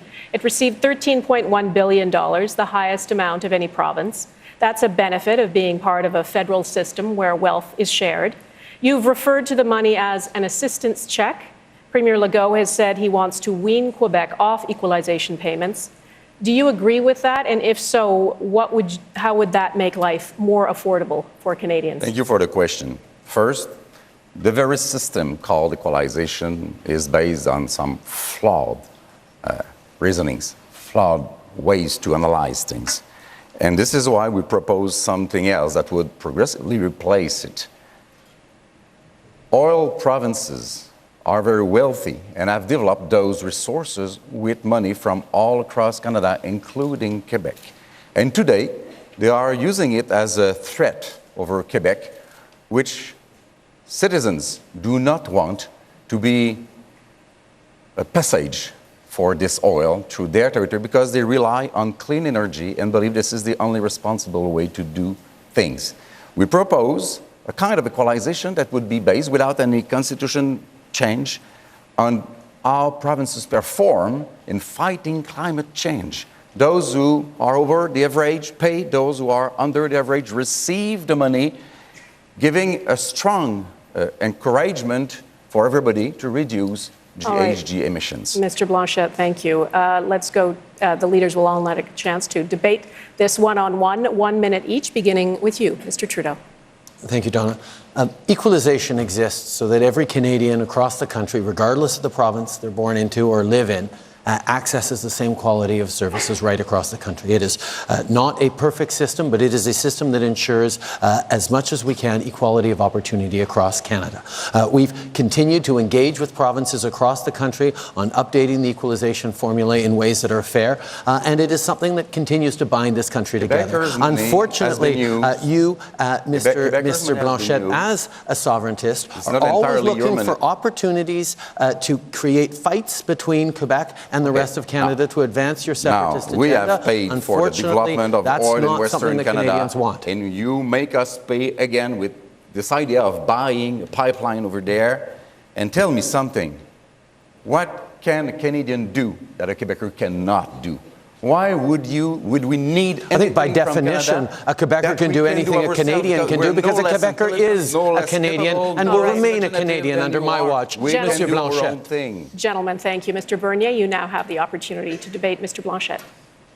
Yes, speaking about the equalization, I'm the only leader who's ready to look at the equalization formula for being sure that the formula will be less generous and fair for every province. Let me explain. It is not fair to tax people out west and also in Quebec because Quebecers, are proud and they want to live in a richer province. So what we must do, we must give the right incentive to provinces to develop their own natural resources. That's so important to have a discussion about the equalization, and they don't want to have that discussion. Let's be less generous and fair for every province. Why? Because it is important when you have people in Alberta. 20% of people in Alberta wants to have the discussion, and let's have that discussion. Okay, Quebecers receive less money from equalization per capita than anybody else who receives it in Canada. Do you mind about stopping those lies? All right, Mr. Blanchet, Mr. Singh, your opportunity to debate. Yes, I was thinking about ways we can make life more affordable. And this is where I think we can do a lot if we work together. This is one of the things I believe that we can build a better Canada if we tackle some of the challenges that people are facing. One of the things that we hear about a lot in Quebec is the cost of healthcare and that it's not there for them when they need it. If we work together, the Universal Pharmacare Plan is one where we use the buying power of all Canadians. It's still delivered provincially, but we can actually buy medication for lower costs and it will help out Quebec and help out people. It is delivered provincially. And dental care would be, if we wanted to finance it, a provincial jurisdiction. You have good ideas, but your ideas always interfere and infringe into jurisdictions which are those But I of don't want to provinces infringe. I and want to Quebec. work together. So if you want to do that, We gotta work please together. do it for Canada. Take our part of the money as the Constitution allows. We can do that, and but we send can it work to together. Quebec. The other thing we need to do is, when we want to tackle the problems, is housing. Housing is something that's concerning a lot of people. Federal money used to be invested in building, in partnership with provinces to build housing. We want to do that again. Mr. Scheer, thank you. Mr. Singh, pardon me. Mr. Scheer, over to you. I don't know how people are getting me mixed up. You don't allow that. I wore a bright orange turban on purpose today. Mr. What does it take? I'm slightly taller than you, Mr. Singh. That must be it. And stop rubbing that Mr. in. Scheer, please That's not- continue the It's debate. important for Quebecers to realize that on so many issues, Monsieur Blanchet agrees with Justin Trudeau. He will support Justin Trudeau's higher taxes. He will support massive deficits that will continue to put pressure on Canadian taxpayers, meaning more and more of their dollar goes to pay the interest on the debt. Suggest the idea to raise more money without raising taxes. So you didn't listen or you didn't understand? We know that Monsieur Blanchet's priority is working with the Parti Québécois on sovereignty. So we know that if votes for Bloc Québécois MPs mean that Justin Trudeau stays Prime Minister. Avec le Bloc, le plus ça change, le plus ça reste le même. And you know what? Do you remember that all that you say you did for Quebecers was done when Harper was in a minority government? Purchase his oil and gas from the United States. You prefer sending consumers' dollars to the United States to support that economy. I you have a prefer strange Canadian energy. picture of reality. You've talked over each other and you're both out of time. Thank you, Mr. Scheer. Ms. May, it's your turn. Forgive me, Donna, but Yellowknife, Ryland, I see you. Congratulations for being elected MLA. I'm just so excited. Now, turning to equalization payments, we need equalization in Canada because we're a country, we're a family. We need to think like a family. Your proposal, Mr. Blanchet, would be to put an extra burden on those parts of Canada, like Alberta, that have the toughest challenge to meet the climate crisis. We're concerned as Greens that we work together, that we not alienate Alberta. I noticed that you had a strong sensibility for Alberta since your previous positions on oil were quite nice to them. No, they're not nice. We're shutting down the oil sands by 2030. They don't find it nice. That's why they deserve fairness. In a family, sometimes one does not agree with others, and it doesn't have to be forced to do what others We say. are facing a climate emergency, and anyone who understands the science, and I hope you do, And this is Greta. a world issue, and only countries do international affairs. Provinces We don't. have to pull our weight as provinces and as nations, and we do it together. We have to move along. Thank you for that. We will end this segment with another open debate. Yves-François Blanchet, it is your turn to ask any other leader a question on the topic of your choice. I wondered a long time. Mr. Scheer, you said in English a few months ago that you were strongly against the very idea of Bill 21 about laicity of the state in Quebec. Then you said in French in Quebec that you would do nothing against that law. But your very close collaborator, Mr. Alain Reyes, said the day before yesterday that you would protect the Bill 21. He said that in French, I must admit. You were the only one that would protect the Bill 21. Can you get to the question, please? How will you do that? It's very, the answer to this question is very simple, Monsieur Blanchet, and you know that I've always been very clear on this issue. We will not intervene in the court case that is currently before the courts. The elected officials of Quebec have taken this decision, and now it is before the courts, and the courts, will protect the law, not tolerate the law, protect exactly the law. What will you do to protect this law? And in French. It's very important that a federal government respects and protects individual liberties and individual human rights. We will not pursue this court of action at a federal level. Your definition but of Mr. Scheer has the floor. In the law. It's quite simple. I just answered that question, Mr. Blanchet. Mr. Blanchet, Mr. Scheer has the floor. Monsieur Blanchet. It's the same thing in French. We will not intervene in this court case. The court case will decide this. Does not say the same thing as you do. It's exactly the same position, Monsieur Blanchet. You're trying to create a division, confusion where it doesn't exist. Does not mean that you would protect it. I would protect it. You would not. So we are open. We are going to have an open debate. That was Mr. Scheer's time to answer. I apologize. I will leave you some. We will now have the open debate. Mr. Blanchet, you may begin. Okay. Can I start speaking now because you spoke during my answer? Please, go ahead. We're still nice people. The issue on this has been exactly the same from the beginning. And Mr. Blanchet, I think you're trying to create confusion where there doesn't exist confusion.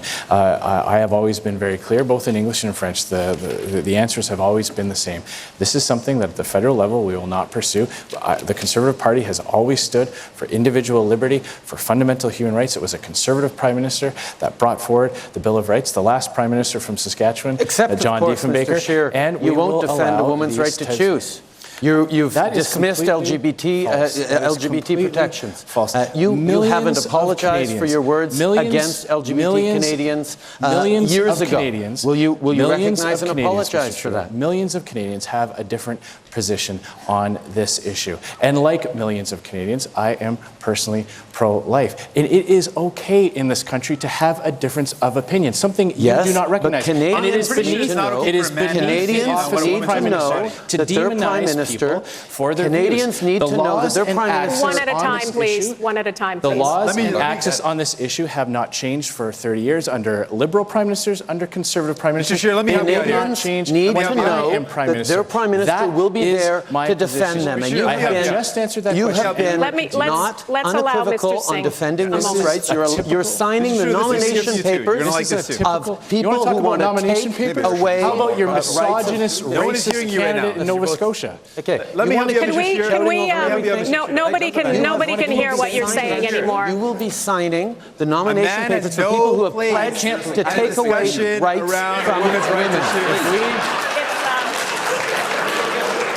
You're having a mini debate over here. Can we bring in a man has no position in a discussion on a woman's right to choose? How about Let's be very clear on that. That's in a debate? Very clear.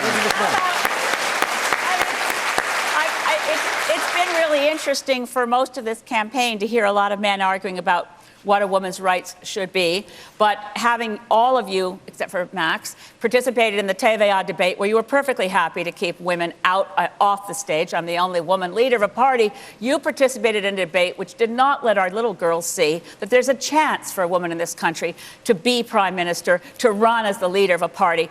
We must be clear as all leaders, and you are not clear, Andrew, that we will never allow a single inch of retreat from the hard-earned rights of women in this country, not 1 inch. This is...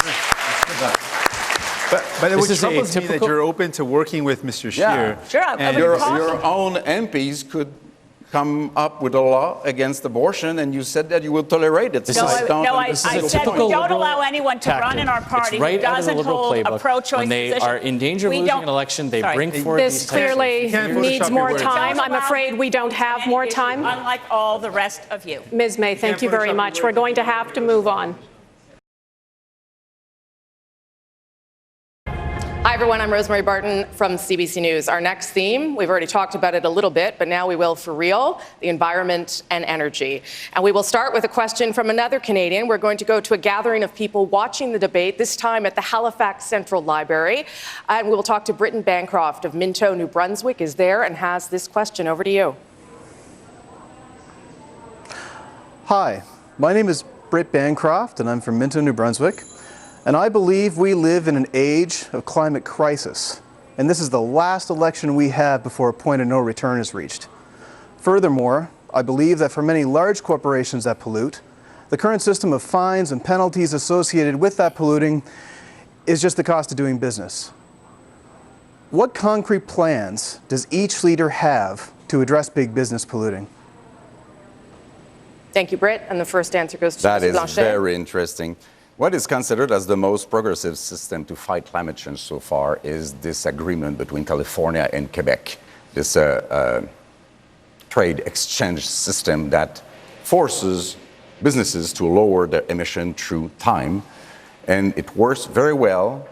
And I had the privilege of completing the negotiation of such a system and signing it. And it should be used elsewhere. Simple taxes that return into the pockets of people without any change in incentive are not the solution. Doing nothing, hoping that some spirit will come and solve the problem is no solution either. That's it, Mr. Blanchet. Mr. Trudeau, over to you. As Mr. Blanchet said, Quebec and other provinces like BC pollution, we've ensured that that price is put in right across the country because it is a mechanism that will both lower emissions and ensure that Canadians can afford this transition. The choice tonight is very clear between two parties that have very different views on climate change. Mr. Scheer wants to rip up the only serious plan on climate change Canada has ever had the day after the election, and we will continue to do more. We recognize we need to do more to fight climate change. That's why we're going to be surpassing our targets. That's why we're going to get to net zero by 2050. Mr. Bernier. At the People's Party, we are the only real environmentalist party. Why? First of all, we want to do things that are possible. We want to do things that are possible to protect our health, our air, our environment, our water. All the other leaders claim to save the world and to save the climate. They cannot. Canada represents only 1.6% of the green gas emissions. And they claim also to be able to achieve the Paris Accord target. They cannot. They have to impose a carbon tax of $300 a ton to do that, and they won't do it. They don't do it. They're hypocrites. We won't have a tax on carbon. Time's up. Time's up. Mr. Singh.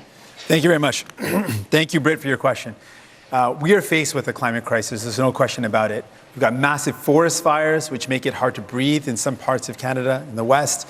We've got massive flooding, which means people are losing their homes in the east. This is a serious crisis. Now, while Mr. Trudeau has said a lot of nice things, let's look at what he's done. He said that he's for the environment, but then he continues to exempt the biggest polluters from his price on pollution. He says he wants to fight the climate crisis. And what does he do? He continues to subsidize oil and gas massively. He says he's a climate leader. What does he do? He buys a pipeline.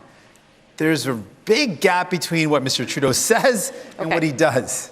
And Mr. Scheer, over to you next, sir. I find myself agreeing with you again, Mr. Singh.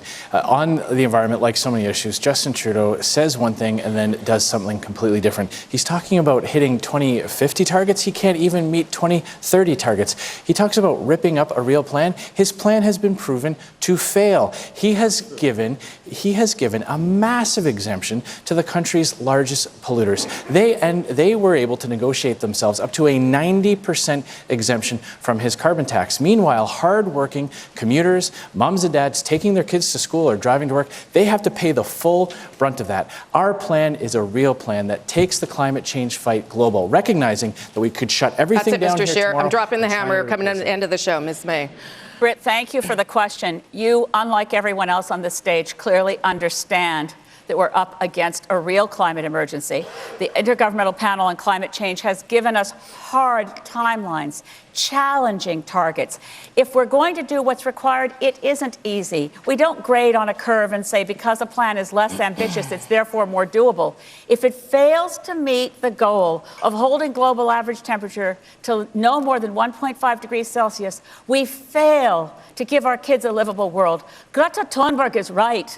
The house is on fire. Grown-ups then stand up and say, kids, get to safety. We've got this. We'll take care of this for you. My turn now to ask a question, and this one goes to Mr. Trudeau. And the question is this, Mr. Trudeau. Last fall, the United Nations International Panel on Climate Change stressed the need to act quickly to limit further global warming. A report from Environment Canada says this country is warming twice as fast as the global average. You say you are committed to combating climate change, but your government still proceeded with the purchase and approval of a new pipeline to the West Coast. Given the timeline and given what is at stake, should Canada not be moving more quickly away from further development of the oil and gas sector? And to that end, should the Trans Mountain expansion be Canada's last pipeline?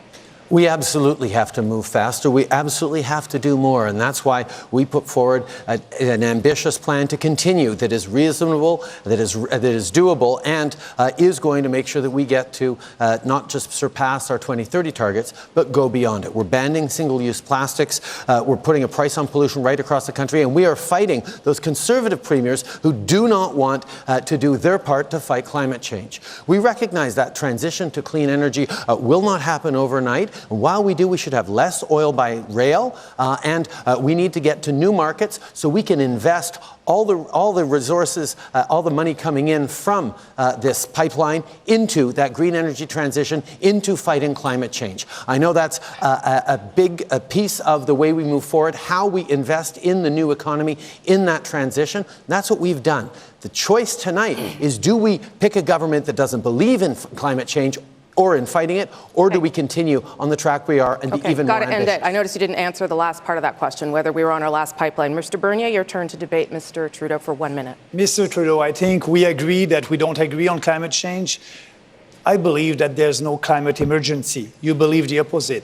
But you won't be able to achieve the Paris Accord target. I'm not saying that. That's the UN who said that. You need to impose a carbon tax of $300 a ton, and you don't do that. In 4 years, Mr. Let me finish. Elizabeth, she's right. Mr. Trudeau, let Mr. Bernier finish. Elizabeth, she's right, and you're right. She has a radical plan to fight climate change. It will destroy the economy. But what about you? Okay. You won't be able to. Mr. Bernier, Mr. We Trudeau's made it three-quarters of the way to reaching those 2030 targets. And over the next 11 years, including by planting 2 billion trees, we're going to get there. But Mr. Bernier, what you don't understand, what Mr. Scheer doesn't understand, is you cannot build a plan for the future of our economy if you are not building a plan that protects the environment and fights climate change. That's where both of you are completely wrong. Okay. Mr. Scheer, it's not your turn. Mr. Singh, your time to debate Mr. Trudeau. Mr. Trudeau, I know that you say a lot of nice things, and you've been saying a lot of great things on this stage today. But the problem is that you said a lot of these things in 2015, and you made it sound like you're going to make climate a big priority. But the reality is you did all these things. You bought a pipeline, you continue to subsidize oil and gas, and you continue to exempt the biggest polluters. So what's it going to take now for Canadians to believe that you're actually going to follow through on your promises? What's it going to take for you to follow through on these commitments? Because your words are not good enough anymore. Singh, we have reached three-quarters of the way to achieving our 2030 targets, and we're going to surpass them. But Mr. Singh, Canadians might be surprised to discover that your plan is to build a massive refinery in Alberta. And the only way to do that is with federal subsidies, because there's no private business case for it. Your plan to build a refinery in Alberta is worse for the environment than building a pipeline to the west. Not our plan. I don't know where you got that from. It's not our plan. We would immediately end fossil fuel subsidies. We'd immediately invest in clean energy. That's it. We would immediately do That's time. Mr. Scheer, it's your turn to debate Mr. Trudeau. Same question. When Justin Trudeau took office, there were 3 major pipeline projects ready to go. Under his watch, all of them have failed. He had to take $4.5 billion of Canadian tax money to put the Trans Mountain Pipeline on life support. And he did that by sending $4.5 billion of taxpayers' money to another country, to the United States, to be invested in the oil and gas sector there instead of here in Canada. His answer for his rationale for having 2 campaign planes was that he bought carbon offsets, which is just a thing that privileged people can do to keep polluting. Mr. Trudeau's chance to respond. Mr. Scheer, Mr. Trudeau's chance to respond. Mr. Scheer, you did not buy carbon offsets for your transport because you don't believe that climate change is real. You need to actually act. Mr. Scheer, no one can hear you. In a way that is responsible, Mr. Scheer. And your plan is to rip up the only serious plan to fight climate change that Canada has ever had. All right. Canadians Time's know up how for you as well, important this Mr. Trudeau. Ms. May, over to you. To avoid catastrophic levels of global warming, we must double our current target. We must listen to science. We must not build the Trans Mountain Pipeline. It's not the last because it gets canceled if we're serious. You can't negotiate with physics. You can't as Prime Minister, you can't as leader of the Liberal Party. There's a carbon budget. It doesn't budge. And that's why it's so heartbreaking for me to look at you today and know you could have done so much more the last 4 years. Please, God, you don't get a majority this time around because you don't keep your promises. From the Rockies to the Bay of Fundy, Conservative premiers have gotten elected on promises to do nothing on climate change, and we need a strong federal government to fight them, to make sure that we are moving forward on protecting the future generations from the impacts of climate change. But your goal is a target for failure. When you hang on to Harper's target of 30% by 2030, we you are are going to pass predestining that us. target, Ms. Well, May. you better get to double that target, or you never get to carbon neutrality by 2050. Time is up, Ms. May. Time is up, Ms. May. Mr. Blanchet, you can talk to Mr. Trudeau, you claim to have done a lot, but Canada is the worst emitter of GHG in the G20 per capita. so that's not much of a success. But I have two questions from Quebec. First, will you agree with the demand of the Prime Minister of Quebec, Mr. Legault, that Quebec overview on environmental issues will have precedence over Canada's overview? Second question, do you promise after this judgment in British Columbia to not ever try to have a pipeline cross Quebec, ever? After 10 years of Mr. Harper's failures to get things built because he did not understand you have to work with Indigenous peoples, you have to work with local communities, you have to respect environmental science, we brought in a process that does exactly that. And we work with the provinces on ensuring that there's not a duplication of environmental oversight. That's what Bill C-69 is all about. We know that the way we move forward is responsible and will be done in partnership. And that's the time. Mr. Trudeau, it's now your chance to ask a question of any other leader. You have 1 minute to do so, sir. We cut taxes for small businesses to 9%.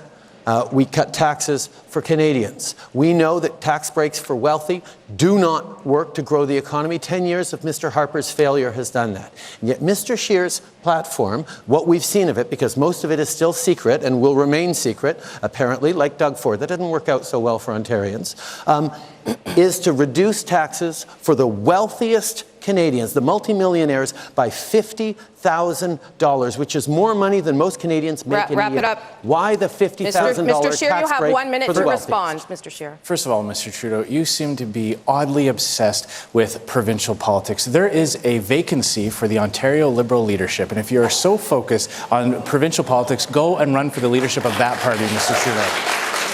Secondly, your tax policy has meant that 80% of Canadian families pay higher taxes today than when you first took office. That is exactly true. That was a conservative principle that Liberals fought against, that you fought against. Your signature achievement was taking a conservative idea to send support directly to parents. Why did you vote against it, Mr. Scheer? I voted against your tax hikes on Canadians, Mr. Trudeau. That's what I was voting against. No, I did not. Gentlemen, one at a time. One at a time. We are committed to protecting that benefit because it is based on a conservative principle. But we are going to Mr. Trudeau, this is supposed to be Mr. Scheer's answer. We're going to move into open debate. For all Canadians with a universal tax cut. We're going to bring back the children's sports and fitness tax cut as well. That's it, Mr. Scheer. We've got 3 minutes on this open debate. Starting with me. Yes, that's right, sir. Okay. Off you go. Mr. Scheer, you did Mr. not Trudeau. answer the question on why you were lowering taxes by $50,000 for multimillionaires in this country. Maybe you'll answer it tomorrow in the press conference, but you haven't answered it tonight. That is just not true. You haven't answered a question your entire time as Prime Minister. I've sat across you. You never answer a question, Mr. Speaker. I answered more questions your in the House of Commons. I am rolling Mr. Trudeau, let Mr. Scheer finish, please. Mr. Trudeau. I am rolling back your tax hikes on entrepreneurs, on small business. You called them tax cheats. These are the people in our community. For the wealthiest, they are saving up money to open up a second location, investing in people's training and education. Gentlemen, no one can understand anything Mr. Blanchet wants in. Mr. Scheer, Mr. Blanchet. You're both experts and multimillionaires. However, I have a suggestion for you. How about this idea, which has been asked unanimously by Assemblée nationale du Québec, of a single tax refund? That would save about $400 million to our combined states. Is that not a great way to save money, make things simpler for people, companies, businesses, and even government? So you're talking about the single income tax return for Quebecers? Yes. I am the only federal party leader that can deliver on that, Monsieur Blanchet. That is something that I'm committed to. You might find yourself in a position where you need me to do that. I am committed to simplifying the lives of Quebecers by ensuring that they only have to fill out one single income tax. I want to clarify something with Mr. Scheer. Mr. Singh, yes, go ahead, Mr. Mr. Scheer, you talk a lot about tax cuts, but this is the reality. Thing is that Canadians can look across this country and see what the impacts of a conservative tax cut means. Translation, cuts to education, cuts to healthcare, vicious cuts to the most vulnerable people in society. That's what you do. The thing is, Mr. Trudeau, you sound a lot different. You sound a lot better, but you've done much of the same. You've given billions of dollars to the wealthiest, and your nothing. top finance, your top cabinet ministers use tax havens. Mr. Scheer, you can respond, then Mr. Bernier. So under Trudeau's policy, Canadians are working harder and harder, but they're barely getting by or falling behind. Our policy will leave more money in their pockets, and we're going to do that, Mr. Singh, by protecting services like healthcare and education. We're going to get the money to pay for it by cutting corporate welfare and reducing Canada's foreign aid budget by 25%. That is going to pay for our tax cuts for all Canadians to leave more money in their pockets so that they can get ahead. Mr. Bernier. Not going to work. Mr. Scheer and Mr. Trudeau, it's all the same. It's all boutique tax credit. They won't cut tax for every Canadian. We have a platform with only 2 tax rates that will be fair for everybody. So everybody will save. The cost of our tax reform will be $35 billion. But we will do that only after balancing the budget. We'll use all our surplus. It's the only responsible way to give more money. I got a question. No, you had your chance. Ms. May wants in. Ms. May. With 2 weeks left in this election campaign, Canadians can know one thing. At this point, Mr. Scheer, with all due respect, you're not going to be Prime Minister. The question is going to be on a seat count if we have Mr. Trudeau in a minority or Mr. Trudeau in a majority. Voting for Green MPs is your very best guarantee, Canada, that you don't get the government you least want. Mr. Scheer can respond to that, and then we'll wrap it up. Well, I'm going to prove you wrong on that, Ms. May. You just watch on October 21st. I'll lay you bets right now. Mr. Bernier said something that is completely untrue. Under Justin Trudeau, we will see endless deficits, meaning more and more of Canadian tax dollars goes to pay the interest on that debt. We will balance the budget while still preserving Time core is up. services. And it's Maxime Bernier's chance to lead this part of the debate. You can ask one question to any other leader. 30 seconds, please. Yes. Andrew, Deja vu. You are calling yourself a conservative, but you don't want to balance the budget in 2 years. You will add $70 billion on our debt. You support the cartel in milk, dairy, and poultry, knowing that a Canadian family is paying more than $400 a year for that. Andrew, are you a real conservative? No, I think you are liberals. Why are you pretending to be something that you are not? If you want to talk about pretending to be something that you're not, I'm not sure which Maxime Bernier I'm debating tonight. Was it the Maxime Bernier from the 1990s who was a separatist? Was it the Maxime Bernier who was minister responsible for handing out corporate welfare? Was it the Maxime Bernier who defended supply management when it suited him? The fact of the matter is, sorry, it's my time to respond to that question. The fact of the matter is there's a clear contrast in this election. Justin Trudeau's endless deficits and tax hikes to pay for it, or a conservative plan that will leave more money in your pocket. We will lower taxes for all Canadians. We will bring back popular tax credits like the kids, sports and fitness tax credit. We will boost the RESP. We will raise the age credit for seniors, and we will bring in a green home renovation tax credit. That all the while cutting corporate welfare and Canada's foreign aid budget to bring that money back home so that Canadians can get ahead. 9 seconds. Well, let's do open debate. Off you go. You're starting that too. Thank you very much. I'm the Maxime Bernier who's there for Canadians, and I'm the Maxime Bernier who does not care about having real debates on real issues that are important for Canadians. You don't want to have debates on immigration. You don't want to have debates to help every Canadian and abolishing that cartel in supply management. You don't want to be able to cut foreign aid. You don't want to cut foreign aid. Let's let Mr. Scheer respond, it would be important to balance the budget, and we can do that. Scheer. Well, that's precisely not the case. I've said that we will cut Canada's foreign aid budget by 25% to pay for the tax cuts that we are going to bring in. You can save $5 billion there and balancing the budget. I want to just put in what this election is all about. This election is all about who's going to fight for you, who's going to stand up for you. And we've seen with Mr. Trudeau, he says nice words, but he gave $6 billion in corporate loan write-offs last year, $14 billion to the richest corporations. He keeps tax havens open, he keeps loopholes open. He hasn't closed them in 4 years. We're in it for people. We're not in it for the rich. We're going to deliver universal pharmacare for all. We're going to deliver dental care programs. We're going to invest in housing. We're going to fight the climate crisis like we mean to win it. That's what you get with New Democrats. I ask people to support New Democrats. Mr. Trudeau can respond. To account this government, to form government in the next election. We have invested in Canadians. We made a very different choice than Stephen Harper did, very different choice than Andrew Scheer is proposing. We lifted 900,000 people out of poverty. We lifted seniors out of poverty. We're putting more money in the pockets of students, and we're seeing over 1 million jobs created, most of them full-time over the past year. But there is over the past 4 years, but there is so much more to do. And that is what we have to stay focused on, because the fight against climate change, the fight for the future of our economy matters, and that's the choice Canadians need to make. Monsieur Blanchet. Yes, we go have ahead. completely mischaracterized our response to the climate emergency as something that somehow doesn't help the economy. You have the biggest global economic opportunity in the history of humankind in moving off fossil fuels as quickly as possible. But then you're keeping fossil fuels going because your target is exactly half of what's required. If this election is anything, it's about trust and ethics, and we are in a climate emergency. We need grown-ups in the room to take responsibility. Mr. Blanchet. Mr. Singh said that he wants to fight for Canadians, and that's a good point. Who do we want to fight for? I want to fight for Quebecers, and Quebecers only. If we agree with the Canadian government, then let it be. If we don't agree, we're going to fight. And this is what Bloc Québécois has always done. And I can't wait pour avoir ces gens-là dire en français ce qu'ils ont dit en anglais aujourd'hui, jeudi. Ils vont le faire. Monsieur Scheer. The fact of the matter is, under Justin Trudeau, life will continue to get more expensive. He will continue to raise taxes. His carbon tax will go up. He's afraid to tell you how much it will go up by. Under the Conservative plan, we'll balance the budget, protect core services, and lower taxes for all Mr. Trudeau, 5 seconds to respond. Our price on pollution helps Canadians more than removing it does. Okay. Climate emergency. That's it. Thank you. That brings us to the end of this segment and to the end of this debate. We want to thank all of you, of course, for taking the time, our questioners tonight, and all of you for watching live in person and on your various screens. Just